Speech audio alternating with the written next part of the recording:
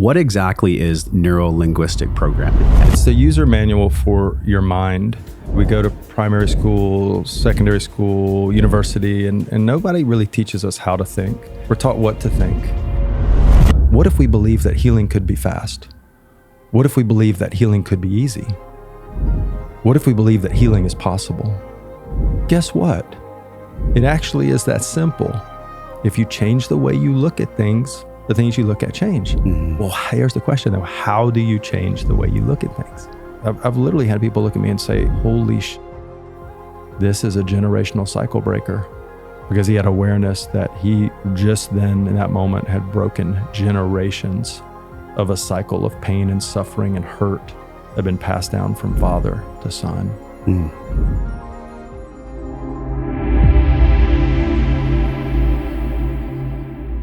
Scott, we made it. We're here. We are here. Thank you for being my friend. Thanks for coming on the podcast. Yeah, brother. This has been a long time coming.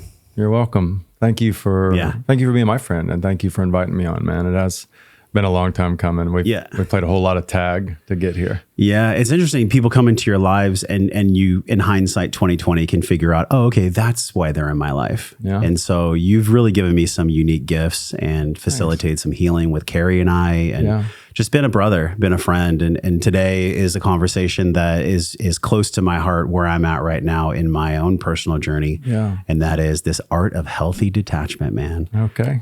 So if people, before we get into that, if people don't know you, or, maybe this is the first time they're coming across Scott Jackson, like what makes you tick right now? What makes you tick in the world right now? What are you all about, man? What's your service? Well, thanks, Josh. What makes me tick right now? I think what makes me tick now is the same thing that's made me tick for 20 years. It's just the past 20 years just changes form and mechanism over time. And, I've been about evolution of consciousness in some form or fashion in my own, especially as it started 20 years ago in my personal journey in healing from severe alcohol and drug addiction. And, from 20 years ago being when I started my journey from having brain damage, kidney damage, liver damage, and being right at the door of death, to completely being willing to change my life just because I wanted to live, and for nothing more. I wanted to live. I had no other aspiration, and little did I know that aspiration would actually turn into a spiritual pursuit, a pursuit of freedom from my own suffering, and self-imposed, I might add. That's usually the case for most of us, right? It's the self-imposed. So it is, and I figured that out pretty quickly. And from that place of desperation, I became teachable, and I became coachable, and I became willing to do what other people told me to do who had more out of their life than I had. And that was very fortunate. It was a good place to be, a very humbling place to be. But I didn't know that pursuit would be a spiritual journey, a journey of self-development, self-discovery, and ultimately turn into wanting to serve others, because I had no desire to serve others from the beginning, right? It was like, I just want to save myself, man. And it's like, I'm just desperately trying not to drown. And then, lo and behold, after a year or so of doing work in the recovery space, I became useful to other people, and men who were suffering the way I had suffered, but were not quite where I was yet. And I didn't know it, but in me was a teacher, and a mentor was kind of being born. And so I just started helping people in that space. And that's, and it really started with wanting to help other men in their suffering and find freedom through their own relationship, spiritually speaking, with their creators, and however they related to that. And that raw pursuit in me to know what my relationship to the divine was through my own limitations, my own defects, my own shortcomings, my own suffering, my own attachments.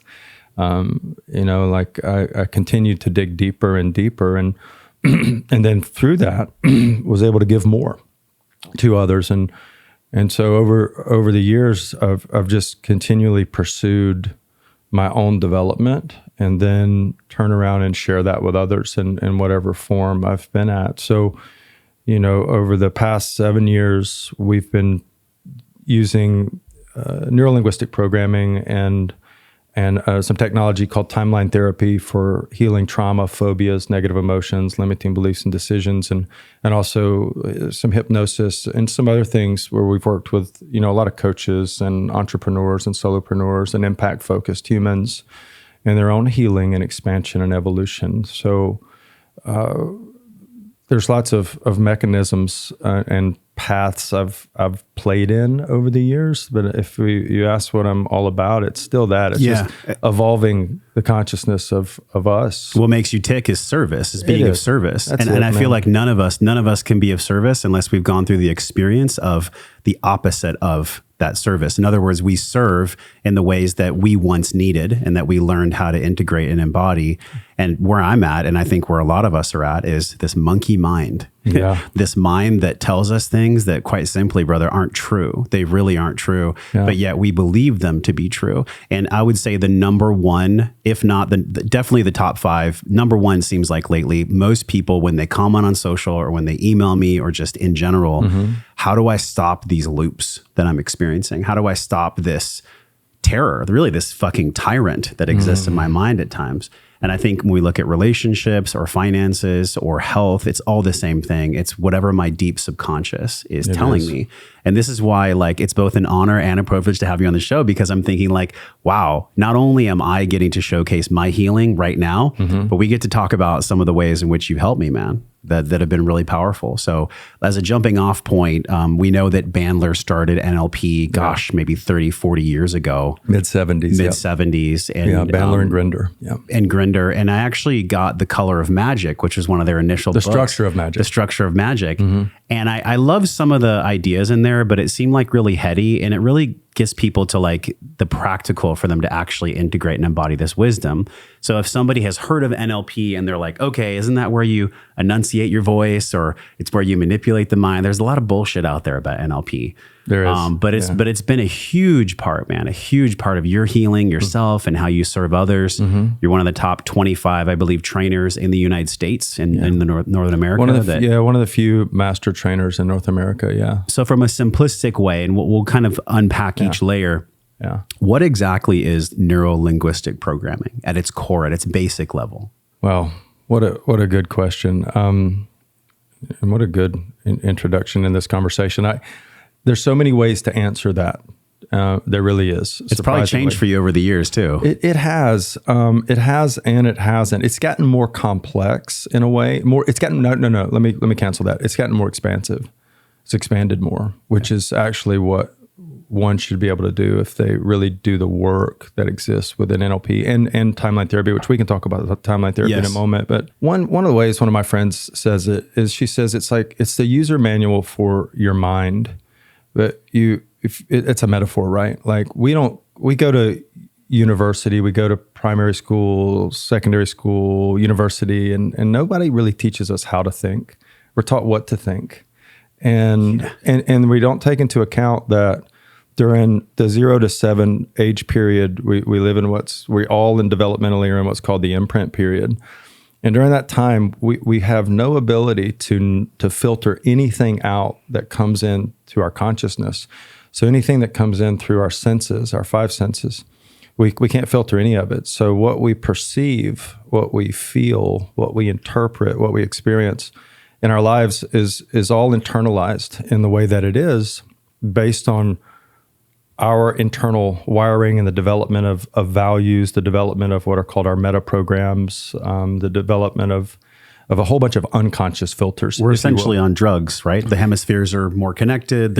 We're in childlike joy. There's it's actually called, Dr. Paul Goodwin says that he calls it the arborization period, and he postulates that we make somewhere upwards of 1 million new neurological connections per hour. So think about your son. He's making upwards of 1 million neurological connections per hour every day. Feels like it. Yeah. Right? So here's the thing. No 3-year-old in the world, mom walks in the door and has a bad day and is upset or hurt or angry or frustrated or what have you. And walks in that state, and the little child, the little 3-year-old wants, hey, mommy wants, to have love or a connection or what have you, but mom's in a bad mood. The 3-year-old does not have the ability to go, oh, mom's just having a bad day. They take it personally. Yeah. In whatever way they take it personally, right? So during this, and this is all of us, man, this is the life experience. This is the human condition, the human experience. But during that period, we're so conditioned with what's going on in our environment, right? And so we formulate so many things in the imprint period about how we're going to relate to life. And we have nothing we can do about it.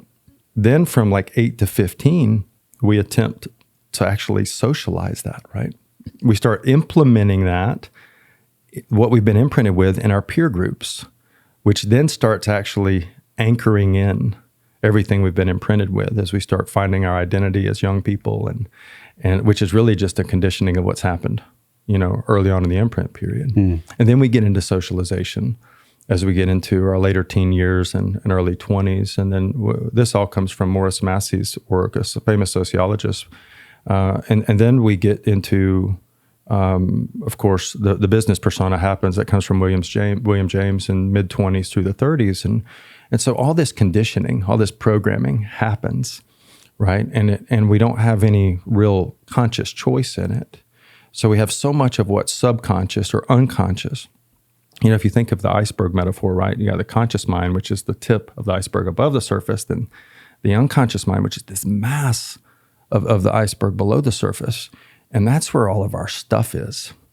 And so when working with, I had done so much, it was the spiritual path that brought me to NLP. It was being, on a high level spiritual path and working with, some really profound spiritual teachers. And one of them who said, you need to learn this work in NLP and timeline therapy. And I was like, whatever, and I went and took the training and had such a profound experience, because when I was able to when I found the way to identify what was unconscious within me, limiting beliefs, sequences of things that happen in my unconscious mind. In NLP, they're called strategies, little sequences of things that run really fast unconsciously, but produce behaviors externally. When I was able to identify those things, because I had the understanding of what was going on in my mind, remember the user manual, right? Once I got it, the how to think, not the what to think. When I got to understand how I thought and how my mind worked, and especially how my subconscious or unconscious mind worked, and then from that had mechanisms or tools or techniques, if you will, that would allow me to go in and rewire things, right? To change things. I was able to let go of things that had plagued me, like I'm not good enough and I'm not worthy. Things that had been formed all the way back in that imprint period, that no matter how much work I did, whether it be therapeutic work, Gestalt therapy, experiential therapy, or spiritual work, meditation, prayer, service, step work. Man, I had done everything from a little iota down to find no, but I had been unable to get at some of these deeply rooted things that I'd almost just become resigned to live with. And it's like, okay, it is what it is. And I'll just live with it. But when I found, and you mentioned the structure of magic, which it is a very heady read. But the thing about that, the name of that book, the structure, it's very precision. It's a very precise use of language by Bandler intentionally, because from an NLP perspective, in NLP, what we look at is structure, not content. So essentially, if I believe that I'm not good enough or I'm not worthy, and that's an unconscious belief, that belief is still held linguistically. That linguistic holding of that belief is actually held neurologically. If we can break the structure of that neurology, then the belief can no longer exist within us. The neuro part is actually changing with your software. Yeah. You're changing the physical hardware. And removing the emotional charge that exists within the container. So if you take this coffee or this water glass, and you think about the glass as like there's a structure here, right? The structure allows the water or the liquid to be contained within it. If it wasn't there, it would just be gone. So if you take like a limiting belief or a trauma, if you will, or a phobia or what have you, there's a structure to those things neurologically. But if we can remove that structure, then all that's contained within it, all the emotions, the hurt, the pain, the whatever, right? And then the behaviors that trigger from it when it's triggered, if we can blow out the boundaries of the structure, if we can dissolve this or expand it or break it down, what have you, and we can create new structure in its place, then what happens is all that old content that used to be in there just dissipates. Because the truth is, the content, and in my belief, I'm not saying anybody has to believe this, just my experience and belief is that the content is really just energy. And so the emotion that's there is energy. Mm-hmm. And so, and what energy's never wasted, right? It just changes form. So if we can remove the structure that contains that energy, then that energy gets freed up to move to other places in the body. And then that old structure is no longer there to hold it. So if we can dismantle that belief, the cup, if you will, then it can't hold the content anymore. Dude, why do you think talk therapy specifically, like I've played in that realm for maybe 20 plus years. Yeah. It at times like starts to tease out what you call the energy, but then there's other times where it really never even penetrates the wall. And the wall is actually the barrier that is laced around this energy, like energy and motion, right? Emotion. I feel like we only have 5 core emotions. I'm curious how you feel about that. But we use these words to describe the feelings, like it's almost like feelings or guideposts to the actual emotion that we're experiencing. And these emotions get locked in because of trauma or physical abuse, sexual abuse. Like, I don't know what it's like to be sexually abused or to lose a child or to go through these incredible tragedies. But I've had my own, lowercase t traumas and capital T traumas. I find, and I'm curious how you feel, that many of us, we lock onto the belief and it actually becomes this identity of we're an overcomer. We're somebody that can handle any trauma that comes our way. And I feel like in a way, God brings us new traumas. I don't pray for strength anymore because I pray for grace. I don't want God to bring me any more challenges to prove my strength. Yeah. But going back to the lacing around that, from an NLP perspective, there's that energy capsule in there. There's the lacing around it. How do you get in there, man? How do you and Joanie get in there and start to unwind that lacing that lets the energy free? How do you do that? Well, that's how the how is the work, right? The how is the work, but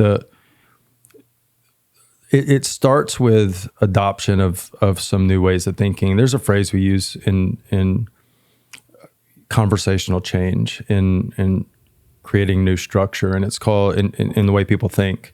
It's called loosening someone's model of the world, right? Like if someone's got a tight grip on their problem, they're really connected to their problem, right? Like if I've got a really tight grip on this, like I'm like, you know what I'm saying? Like when you love your problem and you're like, I just breathed out because there's a few things I'm doing that in my own life. I'm gripping tight. Of course, man, because like there's that, you said it, there's that identity, there's that association to it, right? And it's like, I'm my, almost cussed, right? I'm a problem, right? Like I'm my fucking problem. You can cuss if, okay, if good. it's I'm like, serve us. I'm like, I'm a fucking problem, right? Yeah. Like we're really married to it and involved in it. And what we would say in NLP, associated into it, meaning we're in it, feeling the emotions, the identity, the charge, all of that with it. Until, in my experience, we must loosen someone's model of the world around that. We must loosen their grip.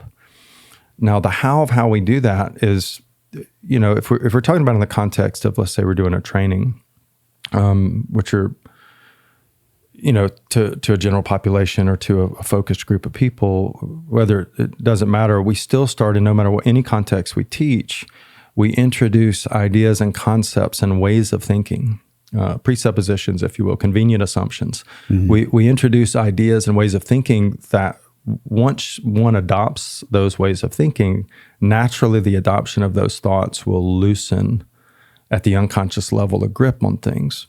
And so when we can loosen someone's grip on their problem, then there's room to move it, right?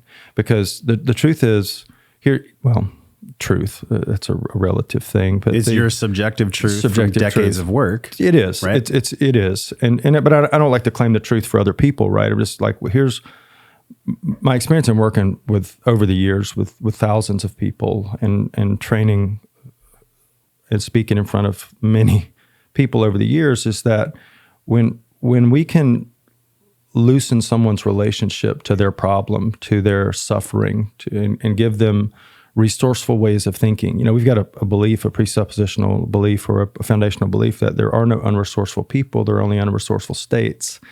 So that's one of the beliefs that if we adopt it, it gives us a lot of personal empowerment, right? And so when someone's unresourceful around a situation or a problem, they're not unresourceful as a person. They're just in an unresourceful state. So if I can give them access to that resourcefulness that already exists within them by the way I teach or the way I coach or the way I introduce ideas to them, and if they're, now here's the key, willing to learn and accept and try on those ideas, then that naturally will bring up the resourcefulness within them and will give them the ability to move forward. At the end of the day, I can't change anybody. Yeah. You and I have talked about this a lot, right? Like I always point people back to their personal power. I'm big in interdependent relationships, not codependent relationships. And so I'm going to serve you or anyone else, and Joanie and I both, we're going to serve you much better if we can have you choose your own resourcefulness and believe that you have the ability and the power within you to change. And when any of us can give up being the victim, and not saying that we haven't had atrocious, horrible things happen to us, because we have in life. All of us have had, and you said, whether it's little T or big T for trauma. My thing is trauma is relative. I don't even really relate to it in big or little, because it's like what's traumatic to one person may not be to the next person. But if it's traumatic to them, it's traumatic to them. And I respect the hell out of that, right? And so, I still, does one want to live from their trauma for their whole life? Or would they rather freedom? And so that's the thing with me. Like, do we want to suffer, or do we want freedom? And doesn't mean that freedom does not involve some suffering to get there, because it can. Being free of things can be painful. Breaking patterns can be painful. But the prize for me has to be greater than what I'm going to get through going through whatever I've got to go through to get free. That has to be greater to me and be more motivational to me and more desirable to me personally than the continued suffering of maintaining my pain. Is the pain of changing worse, or can I come to grips with accepting the pain of changing? Is it more serious and more maybe exhausting to what my ego is afraid of than me not changing at all? There you go. Is the give worth the shove, essentially? And I feel like most people, they only get to that willingness, Scott, when they're in extreme amounts of pain. Like that's been the case for me. What launched this podcast 7 years ago was me crying to God on a golf course overlooking the Omni in Carlsbad in San Diego. Yeah. And I just said, God, like, show me where to go, please. Like, I don't want to be here anymore. Yeah. I want something different for this life. And I feel like, because you mentioned, I'm not going to change people unless they're willing. Yeah. And I think when people, if people come to the Rewire event, if people come to any of your trainings, your programs, your information, there's some pain in them that wants to be relieved. Agreed. There's some wisdom that they're seeking, that they know that the answer is somewhere out there. Maybe what you really do is you help them unlock it in themselves. It's something they already know to be true. Yeah. Can you expand on that? I can. Well, first of all, pain can be a great motivator. I agree with that 100%. And, there was a line from really the first book I started working with, which was the big book of Alcoholics Anonymous many years ago, 20 years ago. And there's a line in that book that says, most of us had to be pretty badly mangled before we commenced to solve their problems. Huh.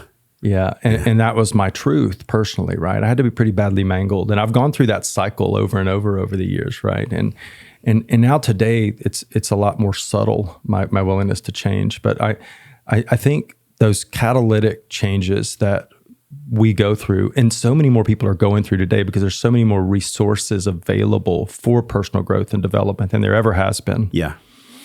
And so like people are going through massive breakdowns, massive calamity, and from that finding the resources to help support their resourcefulness that's coming out of that pain. So speaking of that, I agree with it 100%.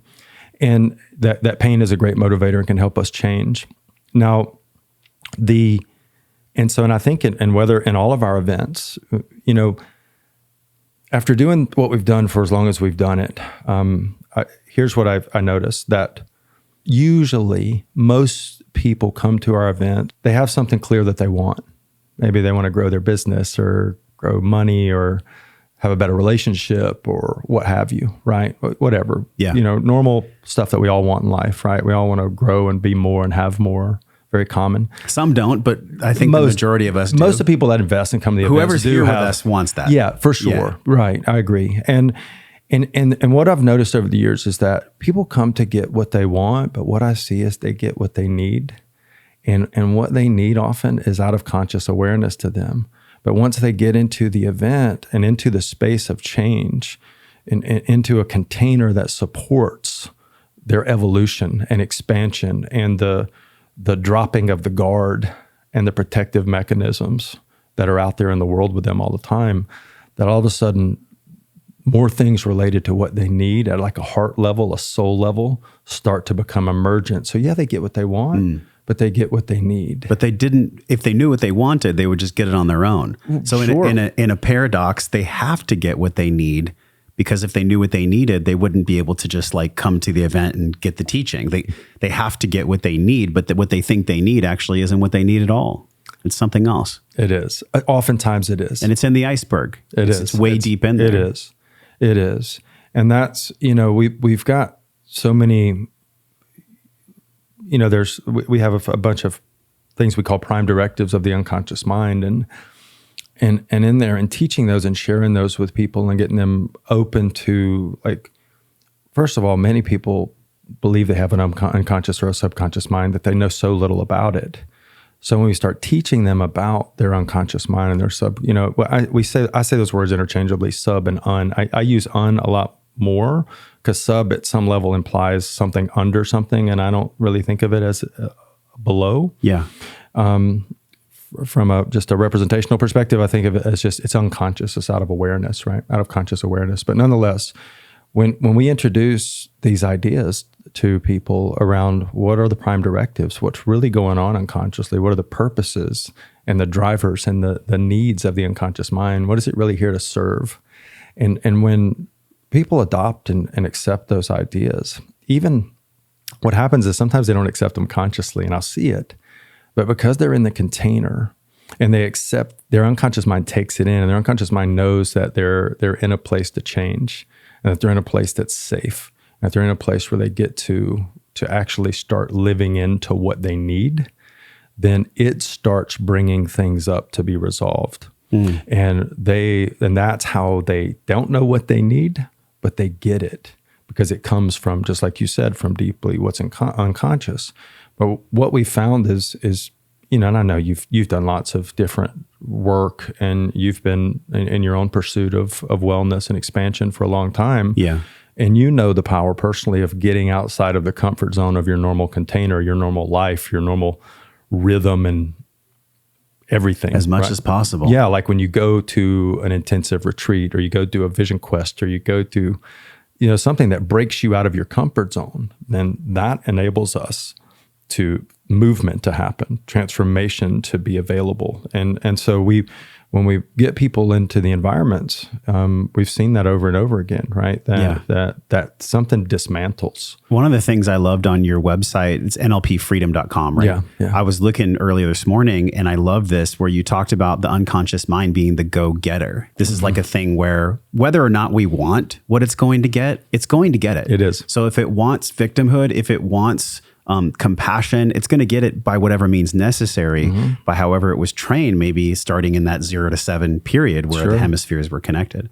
So I'm curious how you feel with all the people that you've trained, and even honestly in our work, the way that you've helped Carrie and I come together and be more loving, and the structure of like, what does it look like to actually be vulnerable with someone and use the right language so that they truly feel your heart. I think we can turn that around on ourselves. I know I definitely have. How does that begin to unfold in trainings or in work with people where you can see their subconscious or their unconscious going and getting something? How do you determine what it's actually getting? You mean, how do I determine it with others? Yeah. How do you see it within your students? Like, if you know that the unconscious is getting something, how do you determine, like, can you give us an example of maybe a situation where the person didn't actually know that their unconscious was getting them what they didn't want? Yeah, I'll give you a great example. Just to kind of, and I love that you brought this up, so can I add a little bit to the idea? Yeah. So we say that the conscious mind is the goal setter, the unconscious mind is the goal getter. And that's why, and think about it, if you ever set a goal and like consciously you believed it, you were like 100% on the certainty meter, right? Like especially when you said it, you're like, I'm doing this. You knew it, like you're congruent. Yeah. You're like, I got this. Yeah. But then it doesn't happen, right? And you're like, what happened? Or you just go, oh, it wasn't meant to be, or something like that, right? And so here's the idea that, the conscious intention, the goal setter, was 100%. But there were things that were unconscious that were in conflict with that. So if you think about the metaphor of like a long wave radio versus a short wave radio, right? Like an FM band is a more powerful band, but it doesn't go as far because of atmospheric resistance because it's a long wave, right? But if you take a short wave radio like AM, it's a shorter wave. It has less atmospheric resistance and it goes much farther in distance, right? That's why an AM station can be picked up all the way across the state, but an FM just in a metro area. The conscious mind is like the FM band. The unconscious mind is like the AM, the shortwave. It transmits farther. So when people have that stuff, and this is all of us, right? When we call it, in our work, it's like an incongruence between our conscious and our unconscious mind. And so they're disintegrated. They're not integrated, right? So, and we all know what it's like to be conflicted inside or be incongruent in some way. Sure, it's part of life. Well, the work we do is really focused on creating that integration, that experience of wholeness, that alignment internally at the mental and emotional level, primarily through the work of NLP and timeline therapy, which is structural work, and yet they also affect the spiritual body and the physical body, right? So all bodies are worked on. We just go at it in this work through more of the mental and the emotional structural approach. So an example, usually by the time, because we, at the foundational level of teaching, if we're teaching this NLP trainings, it's the practitioner level. And then above that's the master level. And we typically see it more at the prac level, because that's where people are coming into a whole new way of thinking. Like they're being introduced to a whole new model of reality. And that can bring up a lot of stuff. And one time we had this was a training in Boulder, Colorado, back a couple years ago, back right before COVID, and we were still doing everything live and in person. And this just amazing woman, I think she was down from like the Portland area, and in the training, and really wanted to be successful in her business, and came in with that intention to grow her business and to do whatever she had to do to break through in her business. And as she's getting into the training, as we're getting closer, deeper into the experience, about day 4, getting close to getting into the really deeper work in the training, I'm watching, and we see this. You start seeing little patterns of people checking out. And her specifically, she was like starting to get physiological, kind of tense and a little bit jittery, and I could just notice that something was going on in her.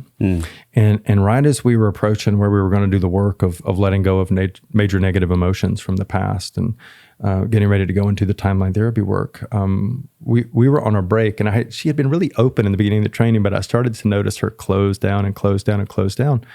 And we were literally at a break, and all of a sudden I heard footsteps running down the hall, like running down the hall.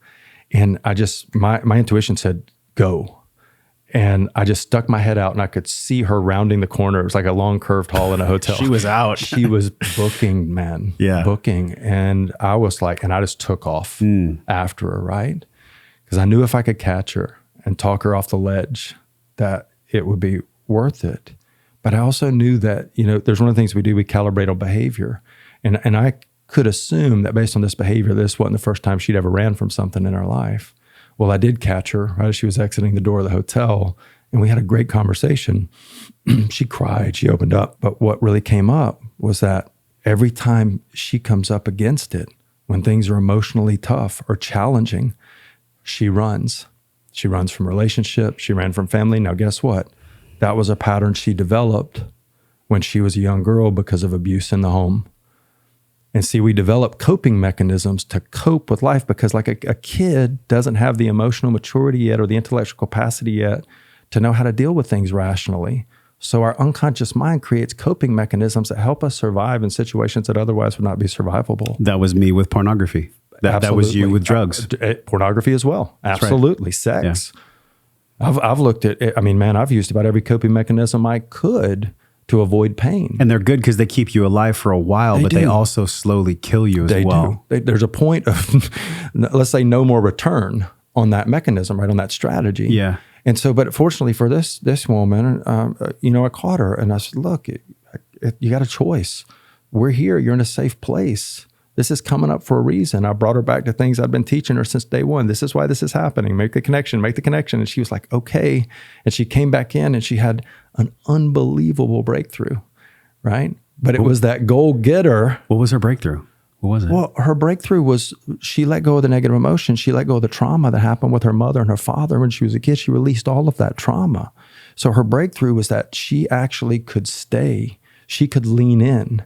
She was able to break the pattern of running and start leaning into the challenging situations.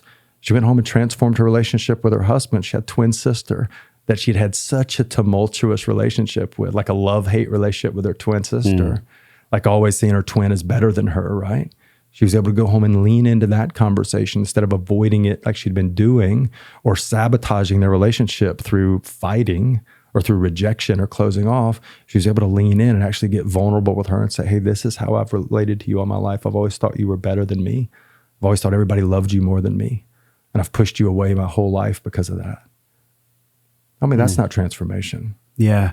Wow. I mean, I'm feeling that in my heart and my throat. I'm definitely seeing that in my life in many different relationships. Yeah. And even the ways that I close my heart. It's this analogy that I think a lot of people understand. We've had a ton of people on the show talk about like the opening and closing of the heart, whether it's Dr. John Gray or, even in Hawkins' work where there's the emotional ladder. He describes for some people, Scott, the biggest distance in the world is between the head and the heart. And I think for myself, and I wonder how you'd explain this. So many of us, we think that closing our heart is actually the right thing to do because the ego or the programming or the unconscious has created a strategy or behavior that says, well, at least when you close your heart, there's a guarantee, there's a fucking guarantee that you'll be safe, but there's a price that's paid for that perceived safety. Sure. How would you describe that price that's paid for the closing of the heart, essentially?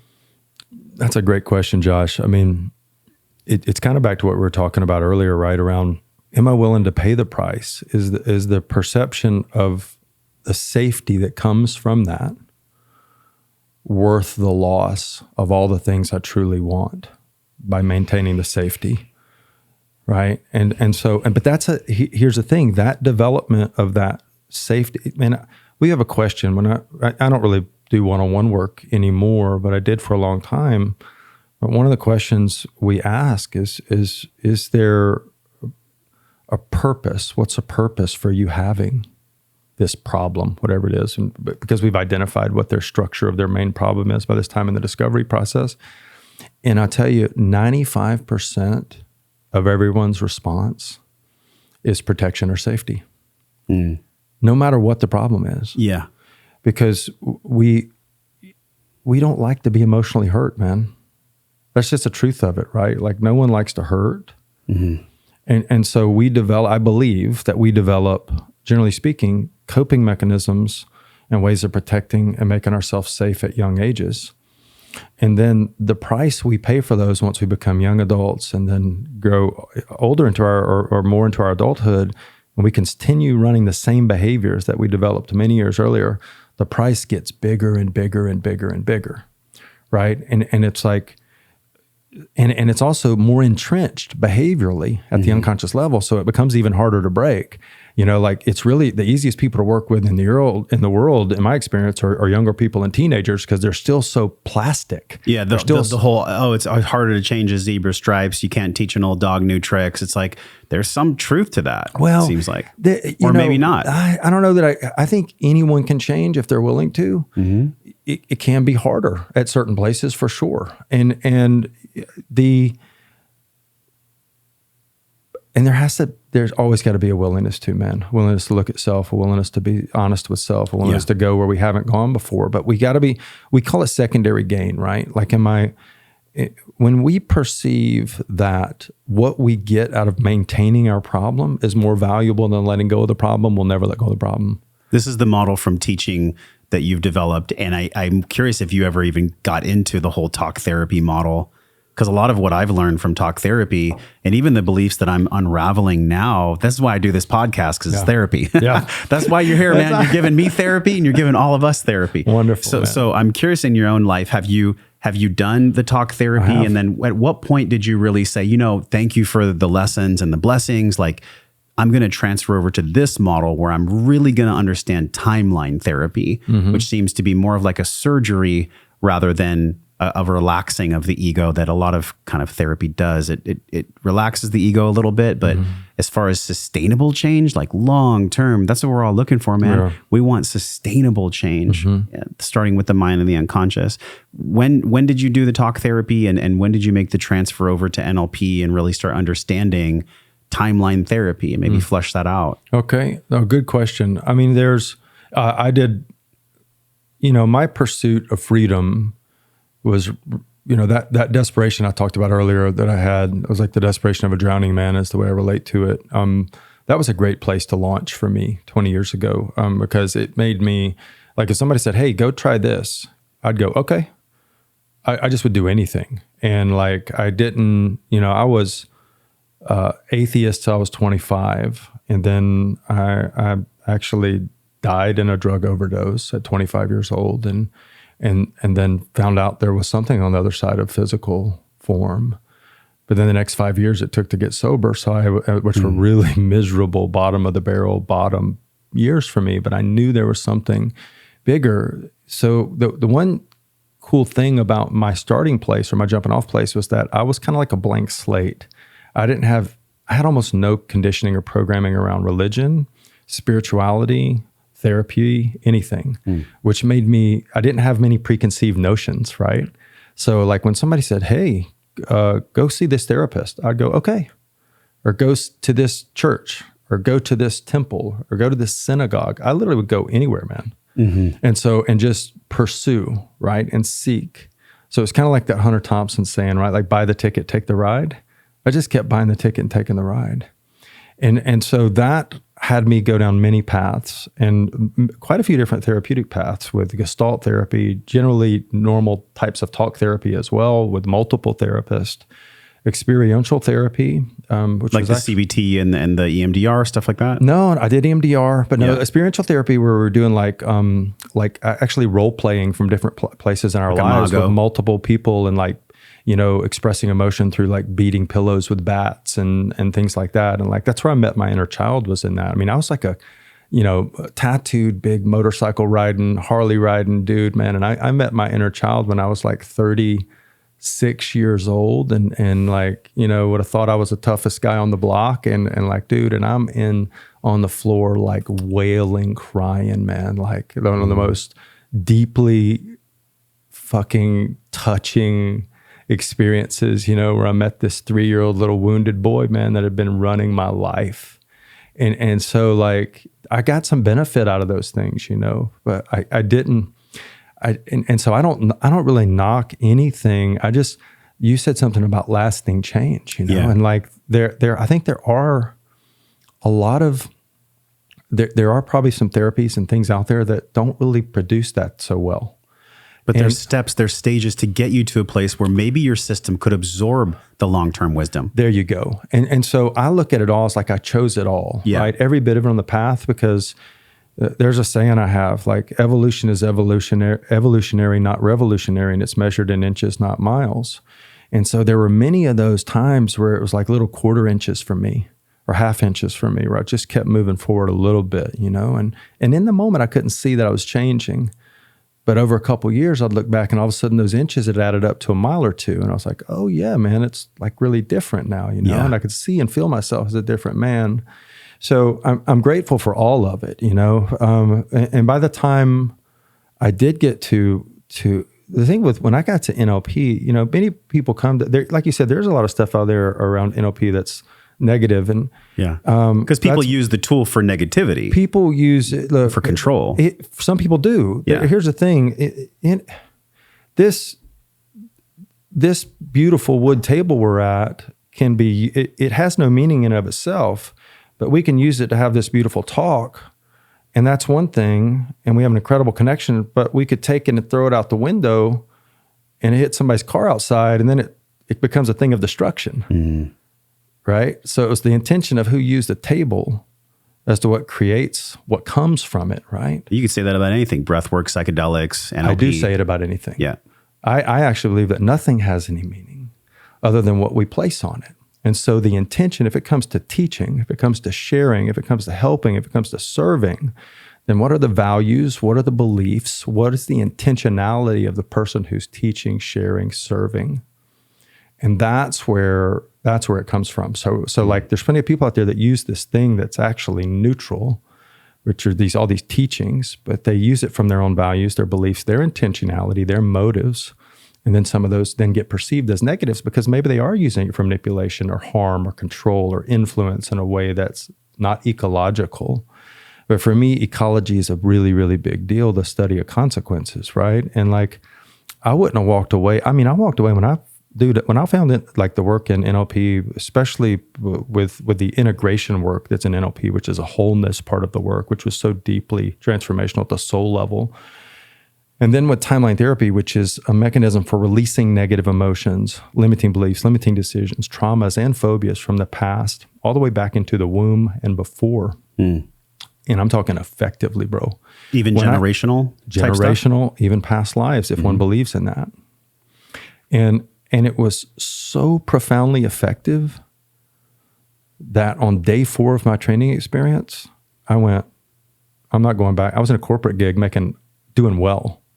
I went, I'm done. I've never worked for anybody since that day. I never went back to my job. Yeah. I quit. I took severance. I started my coaching business.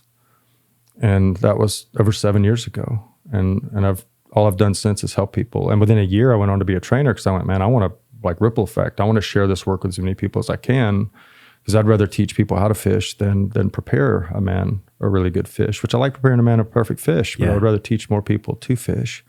So I wanted to share it, but that was because my values were, I cared about, I had worked with so many addicts and alkies over the years, right? And I had done all that out of service, out of the heart, out of a spiritual path, not for financial gain. I just did it because that was my path. And so I had already found and entrenched in me the value of service and as a spiritual principle.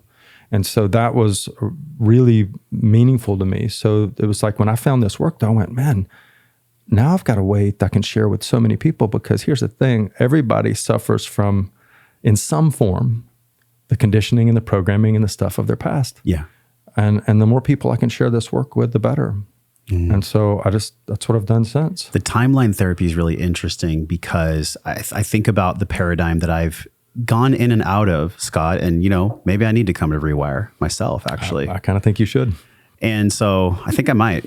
Actually, I just decided that right now. Y'all are going to meet me at Rewire. So go to joshtrent.com/rewire right now to learn about what we're going to do at the end of October. Okay. I just decided that right now. So it was so in my heart, man, and I kind of knew you were coming. Yeah, you never offered it to me. It was coming from me, but it just happened. So yeah, because I did offer to you on the ethereal plane. I've already sent it to you. The seed was planted. Yeah, I've sent it to you, man. Joanie and I have even talked about it. So I think about the paradigm that I have existed in, and I've fluttered in and out of with breathwork and psychedelics and cold therapy and vision quests and fill in the blank, man. Even Vipassanas that I've done. For sure. And I want to hit this right on the head. So many therapists out there and so many probably millions of people that are experiencing these programs, they come from this place of, well, healing long-term trauma or healing long-term stuff, you can't do it quickly. It has to be this long, drawn-out process. There's this thing called the emotion code where they put like a magnet over your head. I think that's bullshit, but I'm I don't know anything about it. Good. Don't look at it. But then also there's like these 10, 15, 20, 30 year journeys where people are in their 60s, 70s, and they're still wounded by their parents. They're still wounded by life. And they've maybe done therapy that whole single time, Bring us to the truth of what you know to be true from your own life experience and your wisdom about timeline therapy. How does it differ from talk therapy? How does it actually produce these neurological changes that are essentially long-term? Okay. Well, this is a great question. First, we have a different approach. So in all those other forms of therapy that you were speaking about generally, what often is done in therapeutic measures is going into the content and dissecting content. And over time, the hope is that dissipates the energy of that, and that someone gets healing, learning, resolution, so on and so forth. That works sometimes. What also can happen is it actually can strengthen it for others. So if we're thinking about the boundaries again, if we go back to the container, what if going into it and picking apart actually strengthens it as a thing in the past? So rather than de-energizing it, rather than actually having it be completely gone and removed from the neurology, it actually, in a way, strengthens it. Maybe the charge gets taken off of it, but it never gets totally resolved. When you say it strengthens it, what do you mean by it? By talking about it, by continuing to focus on it, by going down into it, by being in the event, by identifying and attaching to it. Yeah, by processing. I am a traumatized person. Yeah. I am this. I am that. So if like I had this, if for example, if we have a client who was sexually molested or traumatized, we've worked with many cases of this, and that someone continues trying to work on that by going into the memories of the trauma, by associating into them, trying to process that. Our idea is that can strengthen the relationship to it, right? And so that's content focused. The structure of magic actually implies we have no concern with content. No concern with content. Not that it's not that we're not compassionate and loving and empathic. You're not spiritually bypassing. Yeah, no. But we actually, our focus and our perception is different. That if we can get rid of the structure, then the content can't stay. So if we can take someone in a process that enables them to get at what the event was there for, what was the unconscious? Now, here's where it gets a little bit sketchy for people. But if you can get someone to actually accept this idea that at some unconscious level, they chose the event to happen for a higher purpose, then what happens is they reclaim all their power. And in reclamation of said power, what happens is their unconscious mind gives them learnings. Powerful, positive, transformational learnings about that event.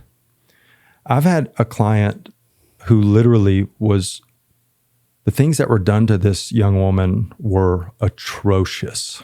I won't go into details on the podcast, but you can just think of atrocious things being done to a young person, 10, 11 years old. And such that she had developed trichotillomania, that she picked all her hair out, like all her eyebrow hair, her head hair.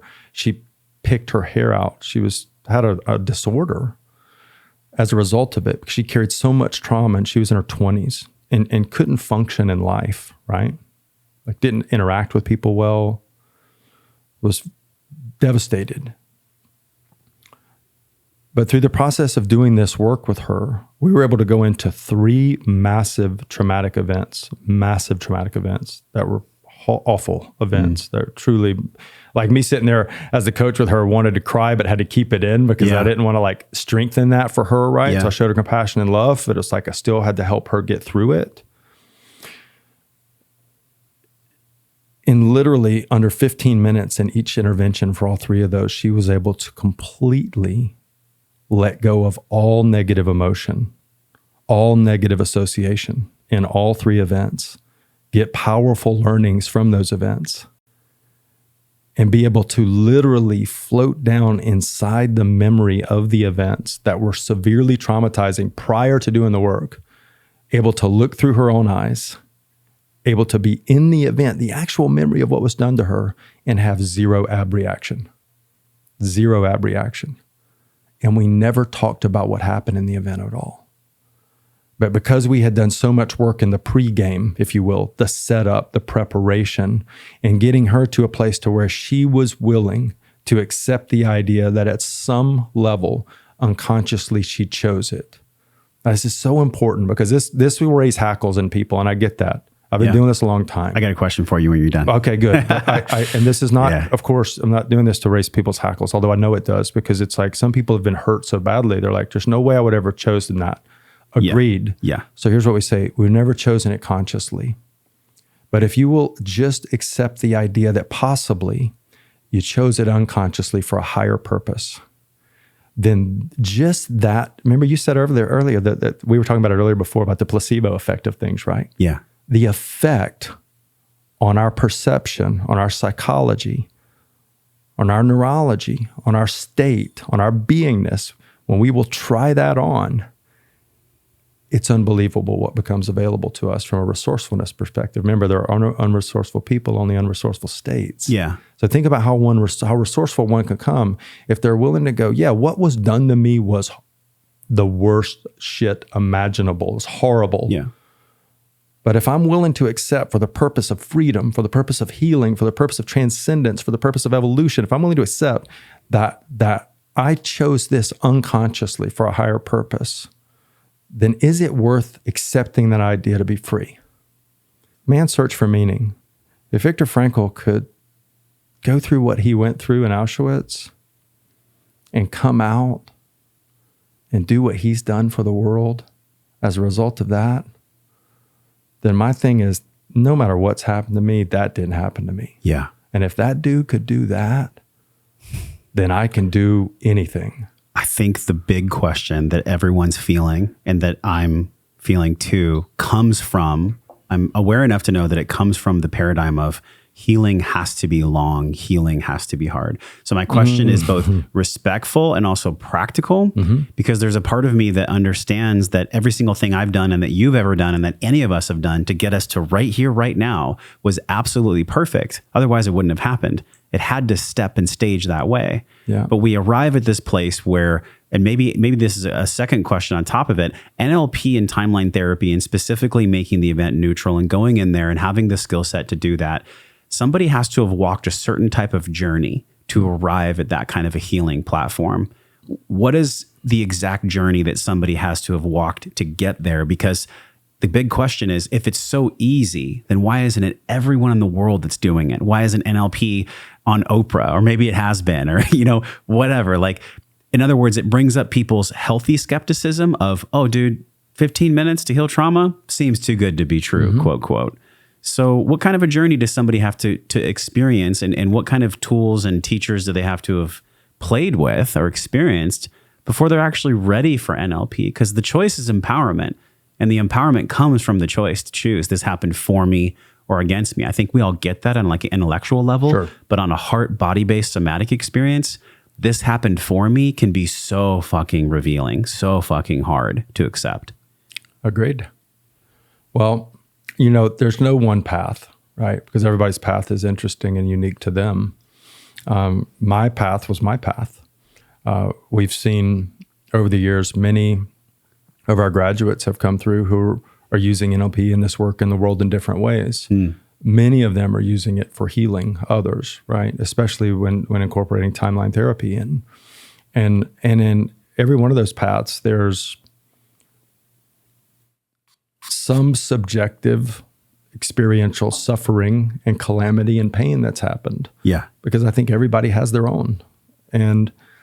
But it really speaks to someone's values, right? This is an interesting conversation because what's values are what? They're what's important to us, what drives us, what we get motivated behind. I mean, you have somewhere probably in your hierarchy of values in life, I would imagine service exists in there. That's part of why you do what you do. Yes, because there's a part of me that knows by serving other people, I'm actually healing myself. There you go. That's right? why. So you value healing. Absolutely. You value growth. You value, right? So one of my biggest That's why values, we're friends. Yeah, exactly, right? And one of my biggest values is evolution of consciousness on the planet, right? Like it's evolution, but then that's not just about me, it's about everybody because we're all connected. So, my path is mine. I've spent 20 years on this path, and I spent 20 years in growth and also a lot of suffering.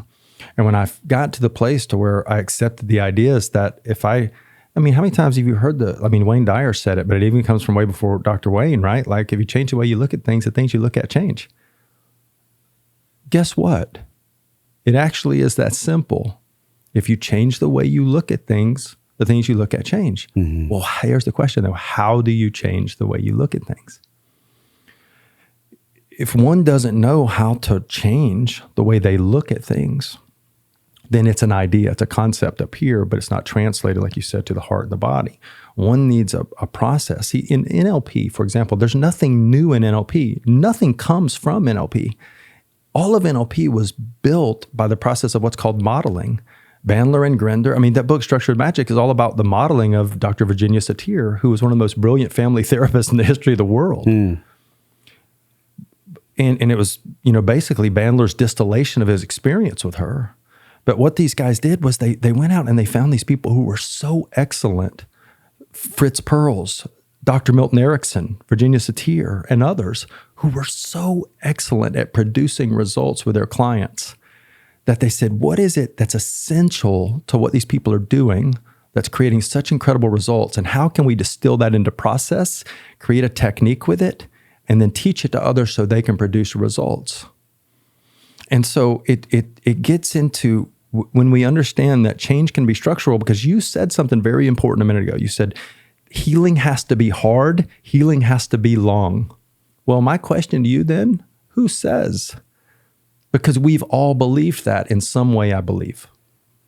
Because something along the way or some things have conditioned us to believe that healing does have to be long or it does have to be hard.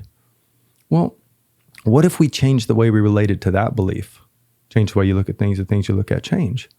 What if we believe that healing could be fast? What if we believe that healing could be easy? What if we believe that healing is possible? What if we believe that healing could be gentle? What happens then if we accepted that belief? And so my values as a man, who I am in the world right now, I don't teach the work I do because I want to teach people how to sell more. I could, but it's not in my values anymore, right? I can teach you how to use language in such a way that you can go out and you can sell and you can communicate and you can produce results. You can teach or present in a way that will just be excellent. I try and teach you all that. And we will teach you those things. And if that's your values and that's what you want, then that's what you'll get out of it. But if you come to me and you go, hey, I want to learn because I want to evolve my consciousness, because I want to be a more expanded being, because I want to heal and grow and expand and help others and serve others, then guess what? Because that's what you focus on, that's what you're going to get, because that's really aligned with who I am and who Joanie is. That's what we teach, right? That's what we share. But the perception is projection, which is I've talked to you about this a lot, right? Privately. This comes from Carl Jung's work. We perceive outside of us. What we perceive outside of us is a projection of what's inside of us. Patanjali said it in the Yoga Sutras. He said, I go out every day and I look for the divine in everyone. Reason was he could see the divine within himself. So the more I can get at what's unconscious within me that limits me, my own wounds, my own limiting beliefs about myself, the more where I feel unworthy or not good enough or have shame and guilt, remorse, regret about things in my past. See, if those things are in me unresolved, then I project them onto other people and situations in my life, because I think we talked about the smoky mirror metaphor from the beginning of the Four Agreements. Yes, the Toltec wisdom. Yeah, the Toltec wisdom, right? Like it's everything. You're just a mirror reflecting back to me, Josh. And I'm a mirror reflecting you back to you. Let me challenge you on that, because sometimes in life, there are just assholes, right? Sometimes there's just people that you meet like at a Starbucks or something, and they're just a real fucking jerk, right? Now, would you always say that in every single circumstance, we are attracting exactly what we need to bring up our trigger so that it's our ultimate teacher? Okay, so I'm not gonna say that, but Carl Jung would say that. Okay. Carl Jung would say that. He said we marry our unconscious minds, right? He said the person that causes us the most visceral reaction, the person we have the most reactivity towards or judgment towards, is the person that's reflecting back to us what's most unconscious within us, the thing that's most deeply repressed. Now, I'm not saying that. Carl Jung would say that. I'm saying there's a choice here. And that choice is probably like a spectrum. It's not just dichotomous. Got it. But if I give you the dichotomy of it, like the two sides of the spectrum, yeah, you could say, okay, there's the Carl Jungian side, which is pretty extreme, sure. That this asshole, if you will, is just me, reflected back to me. And some people are like, there's no way I'll accept that. And I've had plenty of people say, there's no way I'll accept that. And I'm cool. That's totally good. You don't have to accept that. Yeah. Yet what if this is the more digestible, easy to kind of get your hand around side, what if the reflection back, or what if the projection, if you will, is just showing you something that's unresolved within you? Maybe it's a wound. Maybe it's a relationship to your dad, to a former lover, to someone that broke your heart. Mm-hmm. Maybe it's a reflection of something that still needs to be resolved within you. He's like, yeah, that person who's being a total jerk at the Starbucks, that's not me. I don't treat people that way. But maybe 20 years ago, I was that way. Maybe I used to treat people exactly like that when I was a young man. Mm-hmm. And I was 19 years old and I was a complete prick. Maybe that's exactly who I used to be. And maybe I've never fully made peace with that's who I used to be. And I've just rejected and repressed that that's who I was. And maybe that's showing up that way to show me that I need to make peace with that and forgive myself and let go of that and honor that that was a part of my journey. Well, I feel like I'm having an NLP experience right now, just sitting here with you.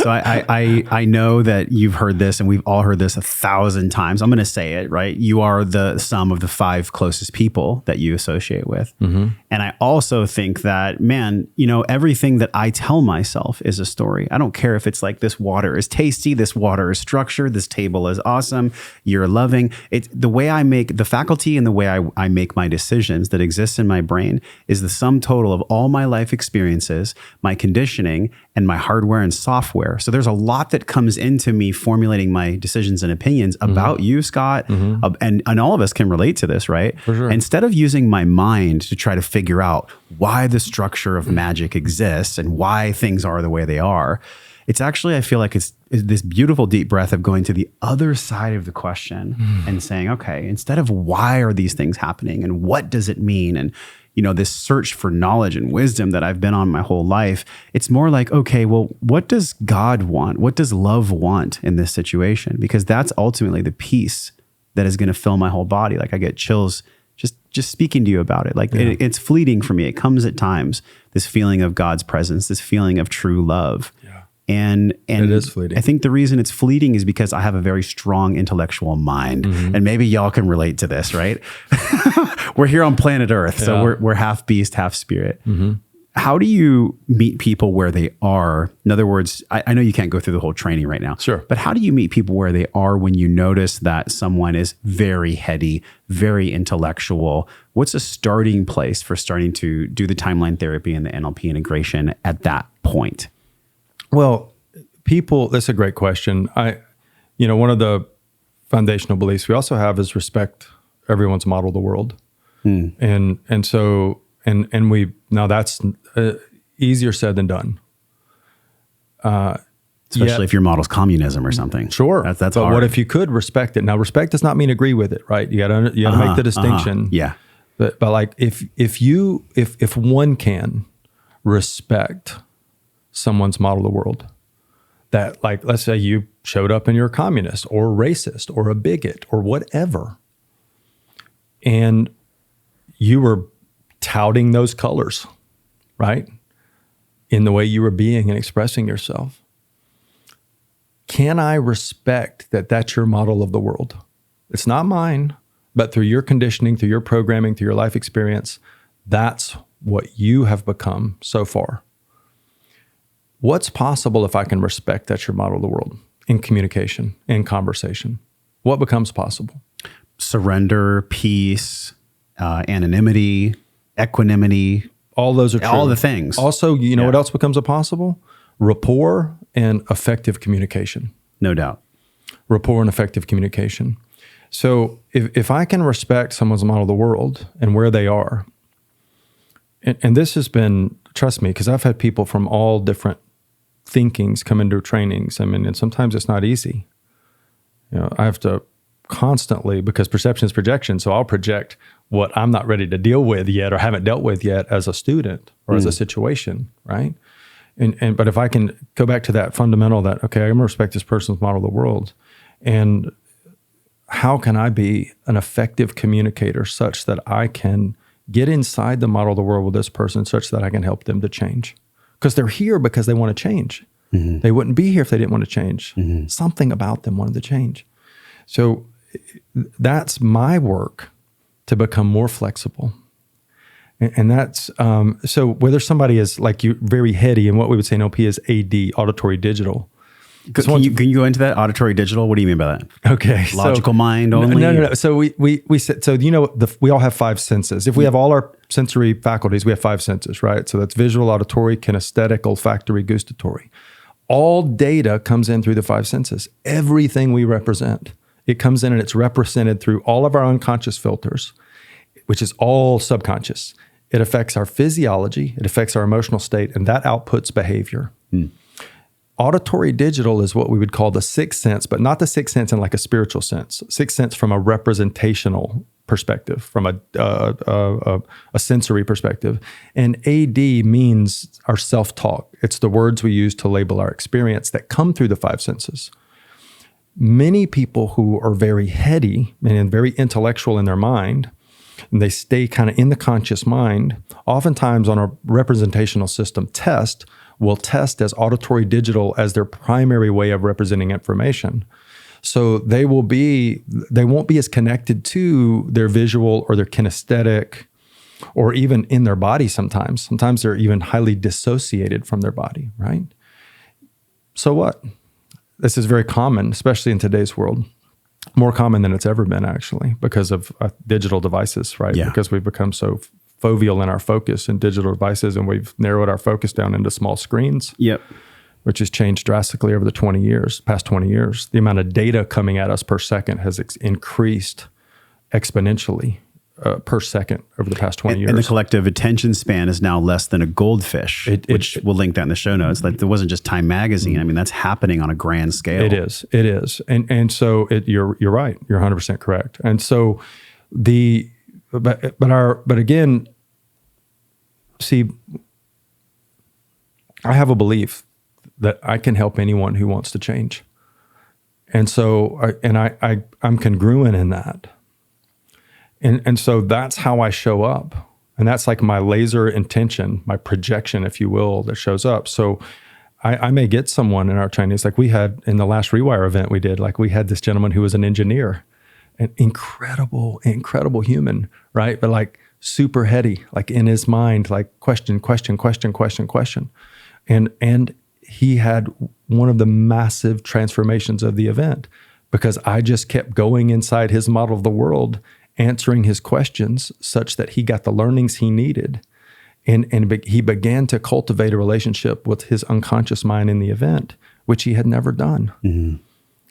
And so it's like, I hold that belief that I can help anyone who's willing to do this work and accept these ideas that we propose, right? Now, if you said earlier, like what you were talking about, it's like, you make the table mean what it means, you make the glass mean what it means. Well, if this is true, then we're all just making meaning out of everything in life. What if it all really doesn't have any meaning? What if it's all neutral? And what if the meaning comes from us projected onto it? And so if that is the case, then what kind of power do we personally have when we change the way we think?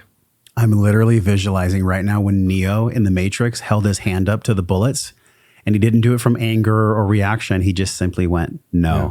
And all the bullets fell. And that's the power that we have. You got it. And that's the moment where he'd what? Accepted that he was the one. And we're all the one. We are all the one. You got it. I got chills all over because this is it. Full body chill. Like, so my one of the whole body greatest is metaphors, right now. you just brought up one of the greatest metaphors around this there is. Man. I love that you got it, because that's exactly it. When Neo accepted what everybody had been telling him around him, that he was the one, when he let go of all of his doubts, and he stepped fully into, I'm the one, what happened? He became the one. Mm-hmm.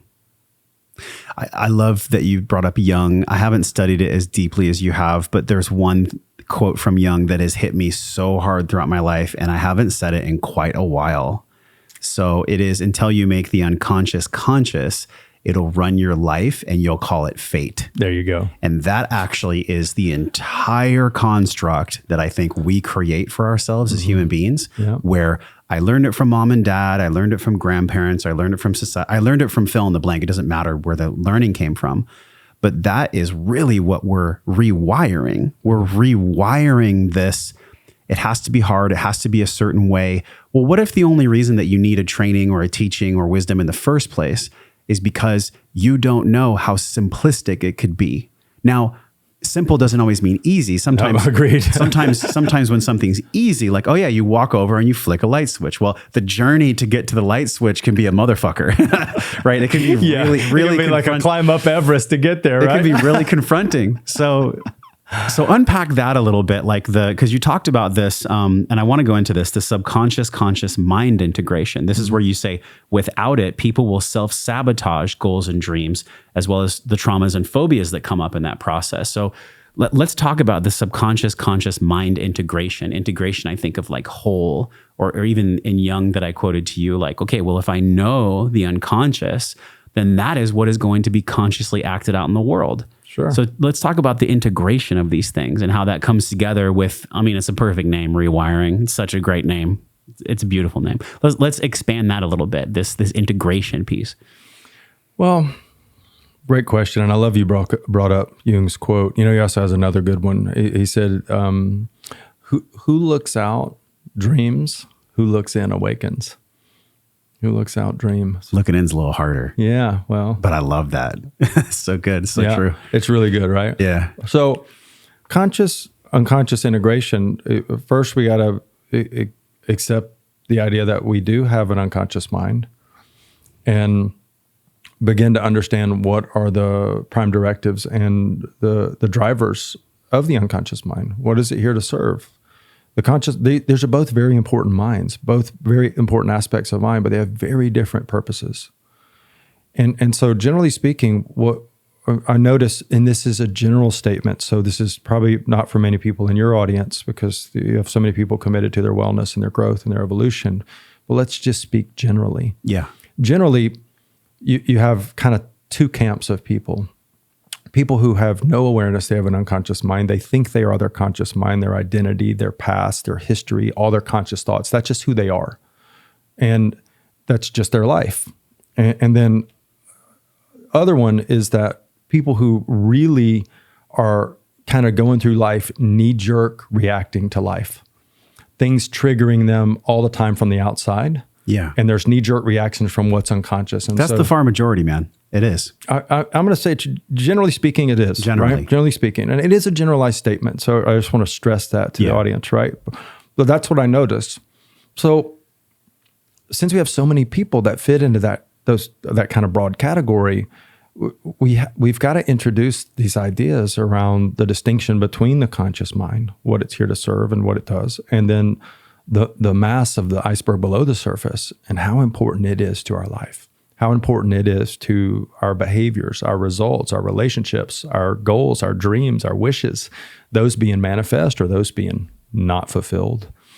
And understanding that in creating integration or rapport with self, first we've got to distinguish that they are out of rapport, that these parts of ourselves are in conflict or are not integrated or disintegrated. Mm-hmm. And so when we can introduce those ideas and someone's willing to try that on and accept it, then we can go into an event like Rewire and we can introduce these concepts. And then and we can also introduce a couple of strategies for how to actually begin to build rapport right out of the gate with the unconscious mind and start trusting and relating to the unconscious mind right from the outset in the event, such that all of a sudden the unconscious mind starts operating in a way that consciously we have awareness of. See, this is the beginning of integration. Now it's very, very beginning. but to have awareness consciously that, oh, here's something that's coming up. I feel it. I experience it. I notice it. Oh, you asked me this question, Scott, and I just got a memory of a picture of my dad when he looked at me when I was 4 years old. And I realized that right then I decided I wasn't smart enough. Well, where did that come from? It didn't come from your conscious mind. It came from your unconscious, right? So these things start happening so fast when people accept these ideas that all of a sudden the conscious mind starts to go, oh, something's happening, and it starts to begin to build trust. I got to ask you this. How much does it matter if you know why something happened or what's the meaning of something happened versus accepting that things are neutral? Is it important to at least have some kind of frame of why things occurred, how they occurred, for what purpose they occurred? Or is it literally just blinders on, I'm focused on creating this story for my life and the event was neutral? How do you hold both? Well, I don't. So it's a good question. I don't, for one thing, I never ask anyone the question why about anything, ever. That's very intentional use of language by me. Typically, when you ask someone why, the question of why begets more reasons and excuses that strengthen the reality of the problem, whatever that is. So I don't go at why. I ask questions like, for what purpose? What did you choose to create this for? What was the purpose of this? What could this have served? What could it be serving? What is still meant to be served from it? So just in getting people to try on those questions around things causes a loosening. Remember the loosening of the grip? Yeah. It loosens the grip. And so when people start loosening the grip, then all of a sudden, guess what happens? The unconscious mind starts popping things up. See, if we're so gripped on something tight, then it's like, can you put anything in a closed fist? You can't. But the universe can infinitely supply an open hand, but it can't fill a closed fist. So as we begin to open up, then wisdom starts popping up. I believe, like I always say to everyone, and I teach all of our students this, like your client's unconscious mind is the most important unconscious mind in the room for them. See, if you and I were working together privately, it's not what I believe. You're going to be best well served by trusting what comes from your unconscious mind. So my job is to create a container and create the ideas and the concepts and the belief systems and share with them with you in a way that hopefully you'll accept them or try them on, such that your unconscious mind starts to give you learnings and new awarenesses and new, just like has happened with you and I just in our conversations, right? Mm-hmm. Mm-hmm. I mean, I've kind of been doing this with you in whatever way I've been doing it. I've introduced new ideas and concepts through the course of our friendship that sometimes all of a sudden has you think about something in a new way and you go, whoa, that's different. Sure. Right? Yeah. Well, that comes from within you, not from me. Mm-hmm. And so when we can create that opportunity for people and they start having palpable experiences of their unconscious mind doing exactly what I tell them it's going to do, guess what they start to do? They start to trust a little bit. That's the beginning of the integration process. Now, but here's the thing. In my experience, the integration of self, it's not a light switch. No. It's not like, it's a process. Like if we could do one 4-day event or 7-day event or 10-day event and that solved everything, then that would be great. But that's not the way it works. We can do massive transformational change rapidly. I've proven that over and over and over again. And then you know what? Chop the wood, carry the water. There's work that you must do in life to focus on what you want and to take action towards what you want. Mm-hmm. Because like if you come into our event, into one of our events, and you have a massive transformation, but you're in an abusive relationship with an abusive partner, and you go back home and that partner continues to be abusive, and you stay in a container, an environment that vibrates at that level, then what do you think is going to happen? Someone's going to revert back. Yeah, the changes that happened are literally going to physiologically change back to what they were hardwired as before. So right. The rewiring essentially, or they're going to fire new negative and disempowering installations from it, right? Mm-hmm. So it's like there are things that we got to change. If you're going to do change in life, then you got to be willing to look around your life and go, what am I willing to change? Yeah. How willing am I to change? How willing am I to focus on what I want, to take action towards what I want in life, and to start filtering out all the things that are not that? And sometimes that means changing relationships, jobs, environments, homes, cities, communities. Which is essentially probably the greatest fear in anyone, that is keeping that iceberg buried and not being able to be seen. And I think about the fear of the false evidence appearing real. It only appears real because if it was met, the ego thinks that it's going to be so intense and so painful to actually take an honest look at what's there. Like that's the key, right? An honest look at what's there, that it'll circumvent and do everything possible, coping strategies, addictions, whatever, so that truth, that ultimate truth, doesn't have to be looked at, doesn't have to be seen. So I could totally see when someone's done with an incredible training, and I've seen this with people that go to Tony Robbins and get all hyped up, they're put in state, they come home and it's kind of like business as usual. How do you work with people so that when they leave the event, that a lot of this change, maybe not perfectly, but a majority of change that's occurred sticks when they're at home? Is there practices? Is there are? Because I think where this question comes from is it's like, okay, well, what's the guarantee, right? Which is actually the opposite of trust. So, well, here's the thing. This is fantastic. And one thing about, we have people go, what's the guarantee for the event? I just feel like there ain't no guarantee for anything. Well, here's the thing I tell people, and I tell them straight up. I go, is there a money back guarantee for the event? And I go, no, there's not. And I go, here's the thing. If you're coming into the event wanting a money back guarantee, then you probably shouldn't come to the event. Yeah. Because you've already got a reservation as to why it's not going to work. You've already created a back door. And people with back doors always take back doors. So if your dreams and your hopes and your aspirations or wishes are big enough, then guess who's going to have to go create them? You. And are you willing to do whatever it takes to have that happen? And if you are, then good.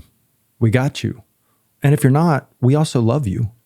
But like, this probably isn't for you, because if you got a back door, then you're going to take the back door. Yeah. But I would rather you close the back door, board that fucker up, be done with it, and let's put on the armor. Let's move forward. Because what you want, the light, look, I've always got a North Star, what I want is, if you look around me, like if you imagine a bubble around me, that bubble would be like my comfort zone.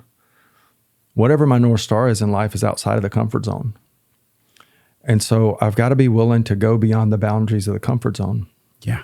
And what we teach actually gives individuals a set of tools and skills. See, many events, like you mentioned a name a minute ago, I won't go there, but there's plenty of events out there that are pump-up events that create incredible state change. Yeah. But they don't give the legacy tools needed to continue to produce ongoing effective change that one can do for themselves. There can be reliance created upon people rather than on self. And I'm not a big supporter in that, just because I would rather, I believe we all have an incredible amount. Josh, I think the same amount of God's in me that's in you. And so if I can give you every tool I can to help you get access to that, and if I can get as many tools from others as I can to access that, then I'm the better, right? And so I don't want to have to rely on someone else for me to be well. Mm-hmm. I want to get the teachings and the help and the guidance from people, but ultimately I want to be the master of my own fate, the master of my own destiny. And I want to have the tools and the skills and the resources to be able to push beyond the boundaries of what's comfortable and keep moving towards my North Star. Well, listen, I'm making the decision right here, right now. Like, I'm going. Yeah, so if you guys want to join me, then tap the link right below. This is actually a really special show. Like, we knew that the event was coming up, and I was like, okay, let's get this out so that people that feel inspired want to go. I had no idea. This is the truth. I thought about it and I was like, timing won't work out. I was making up some stories. And now when I really feel into it with over the past 2 weeks, what's gone on with retrograde, and just like, I never really took that stuff too seriously, but I have really felt it. And I'm noticing that my spiral is like, things healed and they come back around to be healed again. And in that spiral, I know in my deepest heart, what is wanting to be healed is this wound with specifically my father. Yeah. And then also just loving acceptance for my mom. And I think it's easy for me to intellectualize that I've had that healing. Yeah. But when I create a belief that truly is they did the best they could based on my grandparents, I think that's been an intellectual thing for me for quite some time. But to actually have that belief live inside of my physical structure, my body, that's what I'm seeking. Good. So if y'all are seeking that, come join me. joshtrent.com/rewire. October 27th. 27th through the 30th here in Austin. Through the 30th. Yeah. And I can't let you go unless we talk about the mystery, because the mystery of God, higher intelligence source, whatever you want to call it, man, it's all the same thing. Yeah. It's this creator that brought everything to this world, including you and I. Yeah. And it's cool. Like at this table, there's a couple empty seats, right? Well, one of them's for God. So there's a seat next to you and I both for God, for mystery.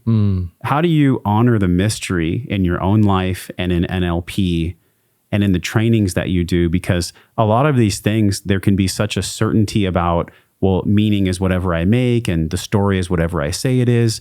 There can also be a paradox in that where it could be mental as well. How do you leave space for God in all of this, for mystery in all of this, and even in your own life experience?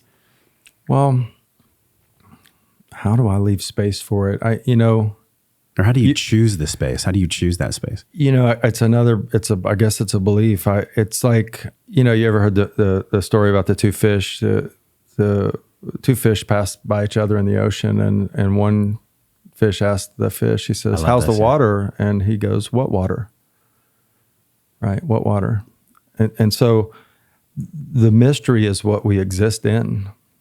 I think we're all in that all the time. And so you know what I mean? Like the space, the ether is that presence, is God. And so this conversation is happening in the ocean. This idea of mental and emotional body transformation is contained within the ocean. And if you don't get the metaphor, the ocean is the spirit, right? It's the everything. It's the God, the presence. And that's I've cultivated that relationship to God. And so, it started very simply for me years ago.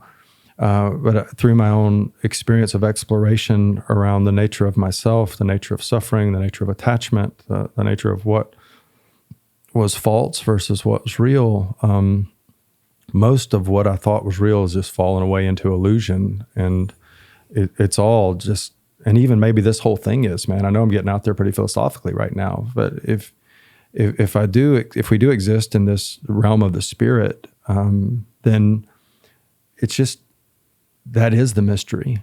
And so that's how I hold it, that we are held in like the heart of God.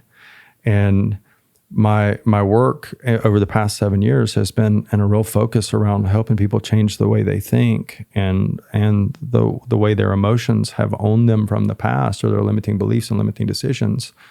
Because my belief is like you mentioned the spiral, right? Yeah. Like the more we can ascend up this spiral, if you think about a three-dimensional spiral, it also expands, and that expansion is into an ever greater relationship with the source. And so that's a fundamental belief that I have. The more that I can be free of the limitations, the bondage of my past, the bondage of self-defeating behaviors and patterns, the closer I become. Now, I'm always in the water, but the more I experience the water, right? And so that's my relationship. And so then I through meditation or through plant medicine or through different healing and native and red road ceremonies, right? I have deeper and richer experiences in those places, right? And that expand my relationship to spirit and a conscious awareness. Because you mentioned that earlier. You mentioned talking about, like, sometimes I feel love and I'm in it, and then it's like it's gone. There's this egoic, and it's almost like it's an egoic resurgence, right? Like we forget. Exactly. It's an egoic resurgence. That's fucking brilliant. Yeah, that's what I call it. It's an egoic resurgence. It is. That's what it is. That's exactly what it is. That's the sabotage loop that comes back around and says, no, what you're experiencing about your story actually isn't true. It's this old stuff. And then we choose to believe it. Yeah. We fall asleep. and we get in the Maya of it, right? The Maya of it. We get lost in it. Yeah. And then something happens and we go, hold on, I'm in it again. Back to the now, back to present moment, back to the breath, back into the body, into the heart, into love. You talked about 5 emotions earlier, right? Like metaphysically, in the metaphysical conversation around emotion, and we talk about this in timeline therapy, we talk about 3 different reasons why the emotions disappear. I'll just mention one of them now. The metaphysical reason is that metaphysically we believe that there's only one emotion, and that emotion is a love. Now that is also divine. All positive emotions are derivatives of love. So happiness, joy, elation, ecstaticism, whatever, all are derivatives of that one true emotion, which is love. And then all negative emotions are derivatives of fear. But because there's only love, this is the metaphysical reason, fear is an illusion. So we're able to let go, when we go back into the past in timeline therapy, and let go of negative emotions at their root cause, the genesis of where they started, or a limiting belief or limiting decision, or either a trauma or a phobia, wherever that root cause genesis event is, because of this idea that there is only love and everything else is an illusion, we're able to release completely all the illusion. And then it no longer exists within us from the past. Now, does that mean we won't feel it going forward? Of course we will, because we're sentient beings. We have the ability. There's wisdom in our emotions, right? Like, trust me, if you and I are out and we're hiking in the mountains, like if we're up at the ranch in Montana and we're hiking and we're in a grizzly bear habitat, right? Like, trust me, if a grizzly bear runs out on the trail, I'm going to feel some fear. Yeah. You follow me? Like, You're not going to be in nirvana. That's a healthy negative emotion. Sure. My nervous system is giving me a rational response to a situation such that I can preserve myself and my life, right? But like, if I'm gripped by the illusion of fear and running through life every day scared of not having enough money, or scared of my partner leaving me, or scared of the market crashing and me scared of me losing things, or scared of the government, or, come on, man.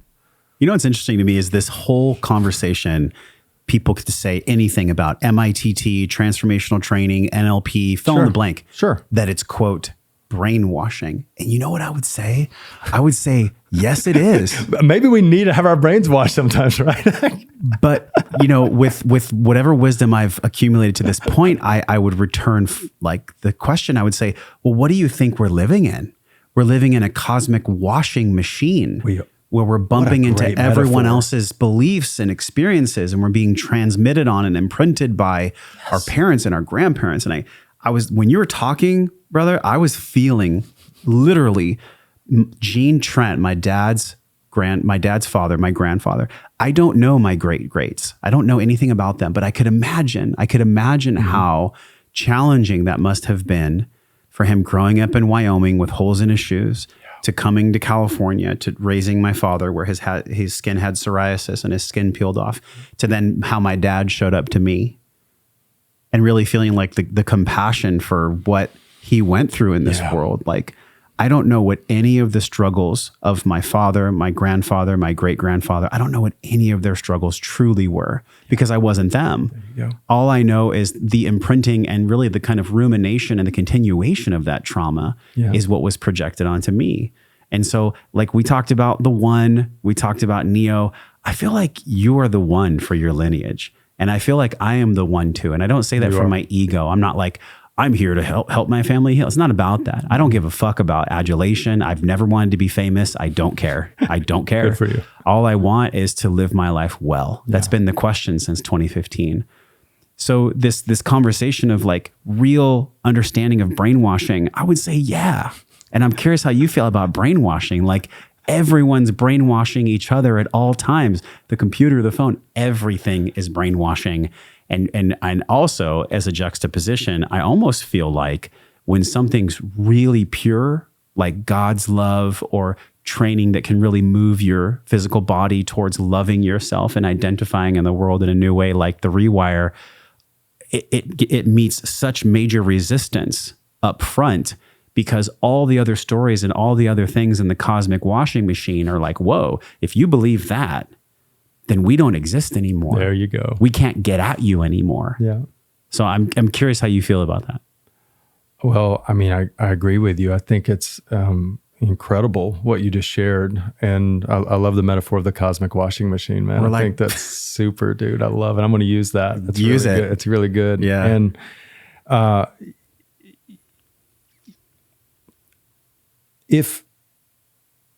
and I love that you brought in, I'm going to come back to what you said about your lineage, because it's so good, man. If we are all products of our conditioning and our programming, then that's all brainwashing. I agree with you 100%. So, and it doesn't mean that we have to give up everything that we think we know or we're conditioned with. But if one was to choose to look around their life and go, is my health the way I want it? Is my money the way I want it? Is my relationship the way I want it? Is my spiritual connection the way I want it? Is every area of my life working perfectly and just what I want, right? And I've never met anybody that says yes to that. Right? Yeah. You know, so it's like, well, when you look at the things that aren't working, or the struggles one has, or the challenges they have in relationship with themselves and with others, then isn't it worth even the exploration of being willing to change the way one thinks, to create some washing of old ideas, and maybe replacing them with new ones that create new reality? You asked in the beginning of this, what is NLP? I gave a metaphor of it's a user manual for your mind, but I'm going to give you something else now. Here's what we really realized, and what I realized was that the words we use don't describe our experience. They determine our reality. And if the words we use determine our reality, then maybe we should look at our reality. And if it isn't what we want it to be, then maybe we should be willing to go on a hunt to find out what's unconscious that's creating the reality we don't want, such that we can change it and create the reality we do want. And so that's what the past 20 years of the work I've done, everything I've done has been focused on that, and on creating new reality, and through all these different ways. And what I've found over NLP is just a label of something, right? It is, but for me, it's back to that value of the evolution of consciousness. It's enabled me a particular way to support myself and my fiance Joanie and all the people we get to work with in evolving their consciousness, which is in essence the clearing out, the cleansing of some old ways of thinking, and the adoption and integration and installation of new ways of thinking that produce new results and a happier, more joyous, expansive, loving life. And that's why I don't personally get behind like many causes, like for changing the world. Yeah. My thinking is, if we can change the way the world thinks and help people resolve their pasts such that they have some peace and happiness and joy, and they give up their pain, then what better way to change the world? When people hear something like that, it sticks to their spinal column. Like there's certain things that it's not even about the words you just said. It's wherever inside of you that they came from. Yeah. That's what I think people are doing with podcasting now. It's been my mission since day one. Like, how do we have these longer conversations that are actually meaningful? Where occasionally, and there's been many times up in here with you, people say something, they share wisdom, and it's so profound that the words vibrate inside of your body and they stick to your soul. And you shared a lot of things like that. And I almost feel like that when you mentioned evolution, I'm like, okay, inside of evolution is the word love. So love wants to evolve. It does. So if there was soap in the cosmic washing machine, it would be evolution soap. It would be the soap of love.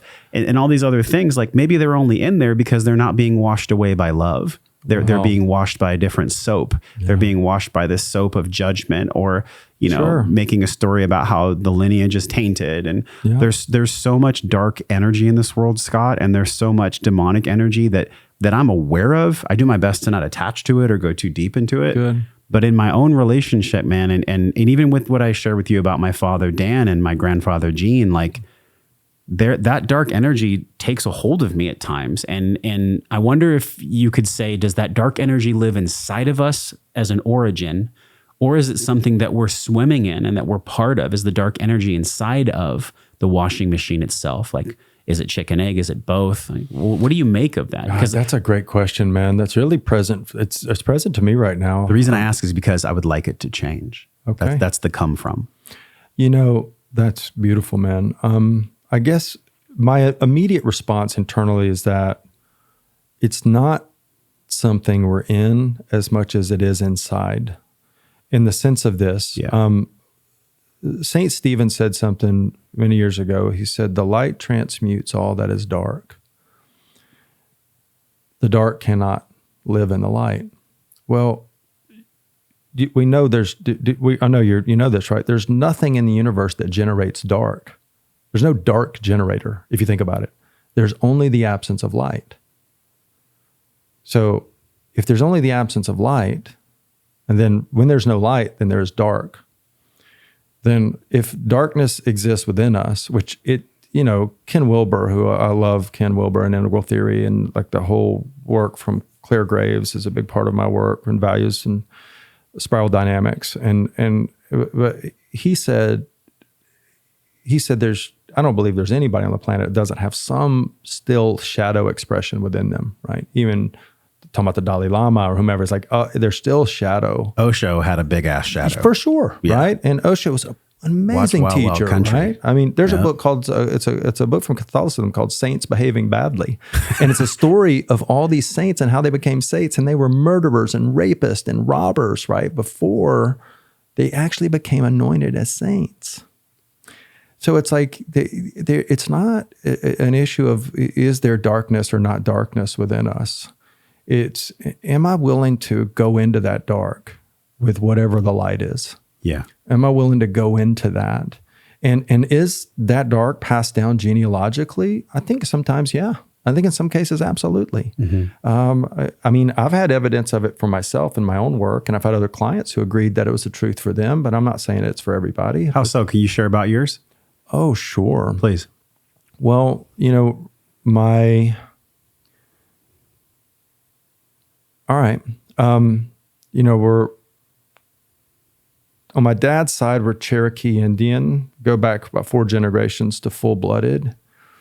There was a lot of pain and darkness up that side of the family. My mom's side too. That got passed down from my great-granddad to my granddad to my dad. And now also in none of those, just like you were talking about with your granddad and your dad, right? Like we don't know the real conditions, but we probably hear some of the stories. And so that the absence of nurturing, like today in our world, we realize that nurturing, like when I watch you with Nova, right? Like you're so nurturing and loving and like such a good dad. You care so much about him and you're playful and like, but that wasn't necessarily the way our grandfathers were with our fathers, mm-hmm. or that our great-grandfathers were with our grandfathers, right? Like it just, it wasn't a thing, man. Yeah. And and so the pain of those men got passed down, the dark, the absence of light, I believe, especially in my lineage, got passed down from my great-granddad. I mean, the suffering he went through, to my granddad, who was my pawpaw, to my dad. And absence of love in the form of nurturing touch, kindness, compassion, empathy, those things get passed down because they're just not there, so no one learns it, right?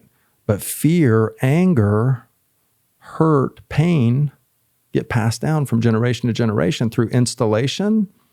And also, I feel like energetically, like there's almost an energetic passing of that from generation, father to son. Or I think it's emotional epigenetics. Yep, agreed. In the same way that people are born with type 1 diabetes or... Agreed. I agree think with it's you. Emotional epigenetics. I agree. So in my work, especially in timeline therapy, because it started to give me the ability to go back, to have my unconscious mind take me back, not consciously, it was all done unconsciously, but to go back into the root cause of things all the way back into my great-grandfather's life, and to be able to find the source of events and release at that level to where it no longer affects me in this life. Now, what you were talking about earlier is like, you think we're the one for our lineages, and I agree. And what I've often heard clients say or students say is like, I've literally had people look at me and say exactly what I'm going to say now. Like I had one man, incredible man from a client from Atlanta, who looked at me and he came out of intervention and he just opened his eyes and looked at me and he went, holy shit, this is a generational cycle breaker. Because he had awareness that he just then in that moment had broken generations of a cycle of pain and suffering and hurt that had been passed down from father to son. Mm. And so this is possible, right? And when we can break those cycles, now at the end of the day, are you going to install some things in Nova that he's going to end up having to do some work on someday? Probably. That's a hard one to swallow. It's life, man, because you're not your dad. You're not your granddad for the most part, right? Yeah. Yet, are there some things that Nova's going to internalize in his imprint period that he's going to internalize through his own thing for his own growth and evolution and the way he serves and helps and makes the world different? Sure. Right? We're not, sure, there's plenty of books for it, man, but there's no perfect roadmap, right? Because we still like, dude, every day you're healing, growing, expanding. Mm-hmm. Every day I'm healing, growing, expanding.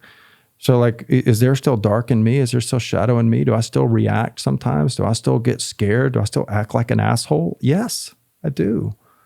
I can sit here and be a teacher and share all I do, but look, man, the truth is from all my defect, all my shortcoming, all my falling short, that's where my greatest wisdom has come from. Mm-hmm. Right? If I wouldn't have suffered as much as I did behind addiction, all the different ways I've done to avoid pain, I wouldn't be able to sit here with you and share what I share today. Oh God, I just had a flashback.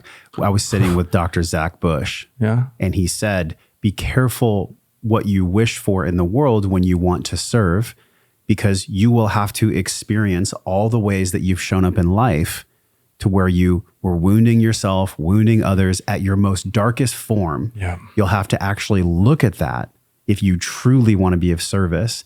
And also sometimes the mystery of God, he was saying sometimes God comes in and brings you these unique challenges when you're of service that are so drop you to your knees that it'll make you question if you even want to be of service at all anymore. Yeah.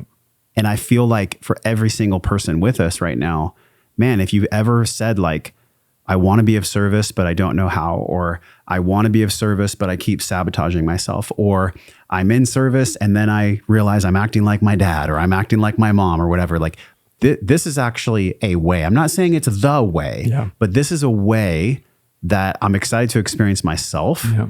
And also like I'm gonna be straight out, I'm nervous because I've done a lot of trainings. I've done a lot of things. I've spent enough time with you to know that I can discern that you have actual wisdom to share in this world. Yeah. And so thank you. That's all there. You're welcome. That's all there. There's some part of my being, there's some part of my soul that knows this is probably the most important podcast we've ever published. This is probably one of the most important conversations because of the timing of my life, because of what I'm going through with Carrie. And so if y'all want to join me, like this is the ticket. This is the ticket for you to come and be a part of right here with me. If you ever felt a connection to me on this podcast, if you've ever felt like I'd love to meet Josh, or I'd love to be, in community with Josh, like come join me. This is the space. That's why we're putting this episode out as quickly as we can, because the timeline therapy is coming up. Like it's here at the end of this month. So we covered so much ground, man. I know a lot, man. We covered so much ground. This has been an epic, but I already knew because we've had so many conversations in your truck and shooting and just in life that were podcasts of their own. Yeah. So this won't be our last for sure. I'm excited about that. Yeah.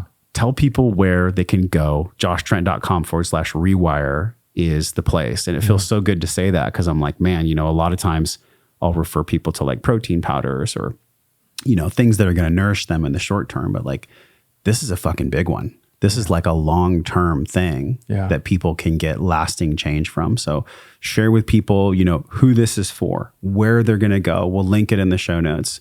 And tell people just a little bit more about the actual event that we're all going to be at together, that you are going to be at with us. Okay, great. Thanks, man. Well, it was our friend and my good buddy, Mike Dillard. Yes. And Michelle Alderman, his fiance, about to be wife next week. And Joanie, we decided we wanted to put together an event that would cater to Mike's audience and to really serve, because I've done a lot of private work with Mike and has really changed his life. And we were like, how can we serve and create something that's really special? And it's not like an NLP certification training, but how can we take the essence of the things that will give people the most transformation and the most resources in the shortest amount of time?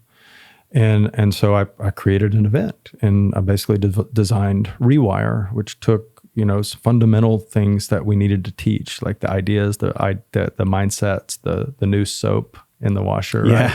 And then built a process for how we could deliver that successfully. And then we launched the first one, which was back in June, and it was massively successful. And we proved that we could do something in a shorter time than we've ever done it.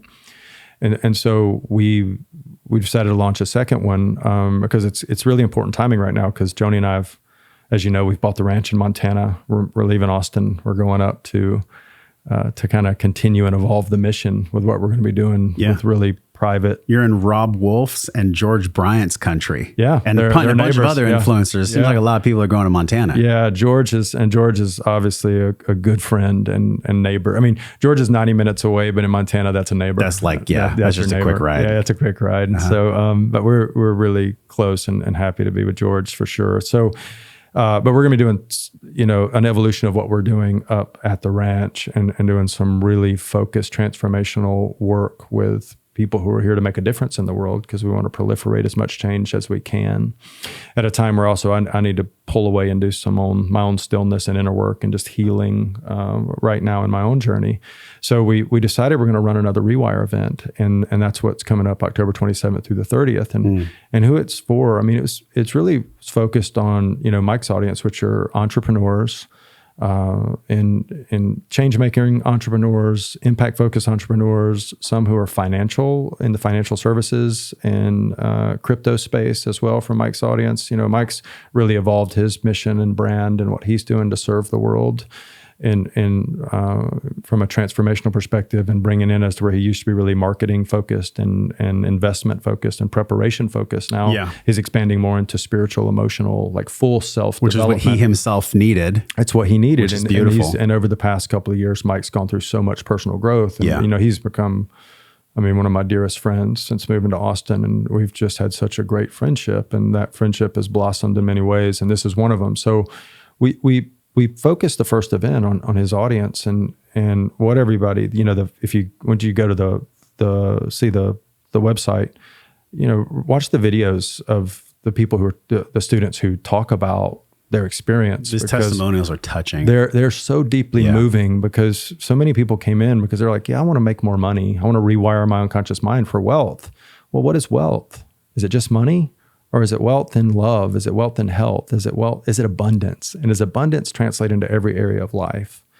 And so our belief is that, if we don't have what we want in wealth in any form, then it's just a block that's within us, something that needs to be resolved. So, we weren't like talking about, because some people are like, are we going to get investment strategies? And we're like, no, we're going to give you transformation, right? And then you go create your own investment strategies. We can give you strategies all day, but if you don't get rid of the blockage or the limiting beliefs that affect your strategies, then you're still just going to do the same behavior over and over again. So it's for, and your audience is perfect, right? But if you're watching or listening to this podcast and you want to change, and you're aware that you've got your own limitations, your own blockages, your own limits to your own greatness, wealth, abundance, expansion, then this is the event for you, right? That's the event for you, because we're going to create another beautiful container, and it's limited. There's not that many seats. We don't have many seats left. What's the max? It's 50 people? 50 people max, yeah. And we haven't pushed marketing for the past couple of weeks, because Mike and Michelle are in Egypt. They decided to go ahead and fast track the wedding, which when we launched, they weren't going to get married until next year, but they just got moved by Spirit and said, we're doing the wedding 10/10. Yeah. So that's happening. And then, Joanie and I we're getting ready to move to the ranch, and we just wrapped up a 17-day trainers training. So it's like, we've kind of been focused on other things, but we also still have, a small group of seats left. And we know those are going to fill, and those are going to fill for the people who really want to change. Yeah. Right. So if you're a person who's, I think you've gotten something out of this podcast, and you've maybe it's touched someone in their hearts, and they've gotten present to, hey, I've got some of that stuff. I've got some limitations. I've got some negative emotions. I've got some things that are holding me back. Then come, let us teach you how to build a relationship with your unconscious mind. Let us begin you on the journey of integration and wholeness, and give you resources and tools and real experiences with those in the training. Not that we're just going to tell you something intellectually and say, okay, here's an intellectual concept. No, because that's not good enough. We got to give you the experience and the support and the place to where you actually get to have the transformation. And that's what we designed the event. And so it's full on. It's 4 days, but like it's not, you're not coming for holiday. You're coming for transformation. And that means you're going to show up and we're going to work, right? We're going to get into it and we're going to have a blast and we're going to open our hearts and we're going to, and guess what? If you're listening to this and you're scared and you're worried that, hey, I've got to relive something or I've got to go through something I don't want to go through. No, you do not. Absolutely, you do not. Actually, we're going to show you the way that you can get free of those things without having to relive them, without having to suffer anymore, we're going to give you the structural map and approach that's practically applied, that when you accept the ideas and the instructions, and if you accept the ideas that we share with you and you follow the instructions we give you, then you will get the result. And that's what makes the process so effective, right? Like all you got to do is accept some ideas. Yeah. Wash the brain a little bit and put some new beliefs in, and then take step 1, step 2, step 3, step 4, and you will get the result. So it sounds like, from what I heard from you, this is for somebody who wants to create change in the world, but they know that inside of themselves, that change has to happen first. Yeah. So it'll be ideal for them. It could be somebody that's beginning their entrepreneur's journey that has a big vision. It could be somebody that maybe has their own business right now, or just somebody that identifies themselves as somebody that's a change maker that wants to create change in the world. Absolutely. On a grand, medium, or large scale. That's right. what I heard from you. 100%. All right. Y'all come join us and please answer this last question. Yeah. When we look at this paradigm of like the old self, the new self, the 1.0, the 2.0, the 5 parts of the wellness pentagon, all the words that we, imperfectly use to describe what wellness actually is. How would you define it? How would you define living a life of wellness? How does Scott Jackson define living his life well?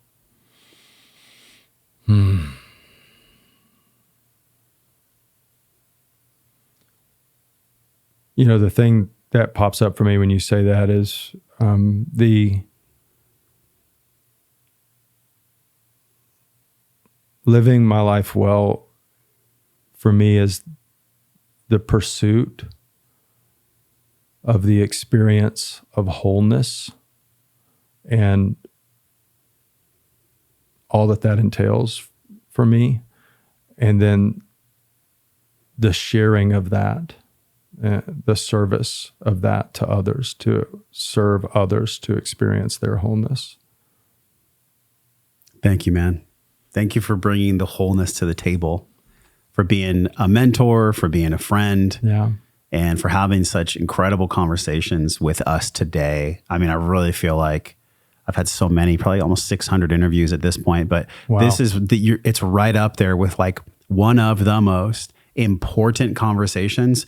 Y'all please share this with your friends, with your mom, with your dad. Like, share this podcast as far as you can, because God, we all want to change the world. I think a part of us wants to change the world, but we can't do that unless we actually look at the world in us and what's going on in us. So man, I love you, brother. Thank you so much for coming on the show, for being my friend, mentor, and y'all need to join us at Rewire, joshtrent.com/Rewire.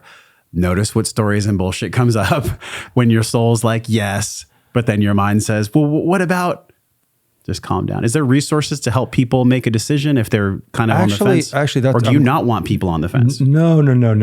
That's a great question. Actually, I was about to speak to that. Look, if you go to the page and it's a checkout page, right, for Rewire, if there will be a link there to where if you want to book a call and talk to either Joanie or myself or somebody else on the team, and like if you're on the fence and you got questions, and you're like, I'm not really sure, or look, people on the fence, we deal with people on the fence all the time, right? Like that's a part of life, like somebody who wants to push beyond. That's part of transformation. Yeah, man, like that's, absolutely. But our job is to support you and help you, because if we can support and help you in a way that helps you get off the fence, whether it's, hey, no, it's not for me, or no, this is definitely for me, I'm going to step into that and I'm going to do it with courage and faith and trust, then we're here to support you in that. So please, if you can just check out right from and book your spot, and if their spot's available, they'll be there. And if you're not ready for that and you need a conversation or some support, grab a link on my calendar, on Joanie's calendar, or just grab that calendar link and book a spot, and we'll hop on a Zoom with you and we'll work it out. Like we're here for you. Amazing. I mean, our job's to serve. Can I share one more thing? Please. I just and also for people to know what to keep kind of an idea of what we're going to have going on in the future. We want people to watch what we're doing because our ranch is. The manifestation of the ranch is. We didn't even get into that story. That's a whole. Dude, that story is a whole podcast. Another podcast. That one story is that's a whole later. That one story is a whole podcast, and for sure, and more. And we do want you to, like, if you're interested in knowing what we're up to as we get up to Montana and what's going to be happening as we evolve, please go to mandorlaranch.com. That's MANDORLA ranch.com. And Joanie's has set up an IG for it at Mandorla Ranch. That'll give you a way to follow us and kind of keep up what we're doing, because we're going to be doing some really, I think, beautiful, special things. And like that, there's a long story there we won't go into now, but it's the evolution of what we're doing and where we're going, and we want to share it with people because I think we're going to do some beautiful things. Man. Thank you so much, bro. brother, I love you, man. It's been such an honor to be here with you. Thank you for giving me this opportunity to sit with you today, man. It's an honor myself. And truly, y'all, take this to heart. Until Scott and I see you again, we're both wishing you love and wellness. We'll see you then. All right. Hey, thanks for watching the podcast. I appreciate you being here. If you haven't done so already, click the subscribe button and the little notification bell so you never miss any of this free weekly content delivered from my heart with care right to yours. If you love this video, you'll love any of the videos on this page. Just click the one you want to watch next.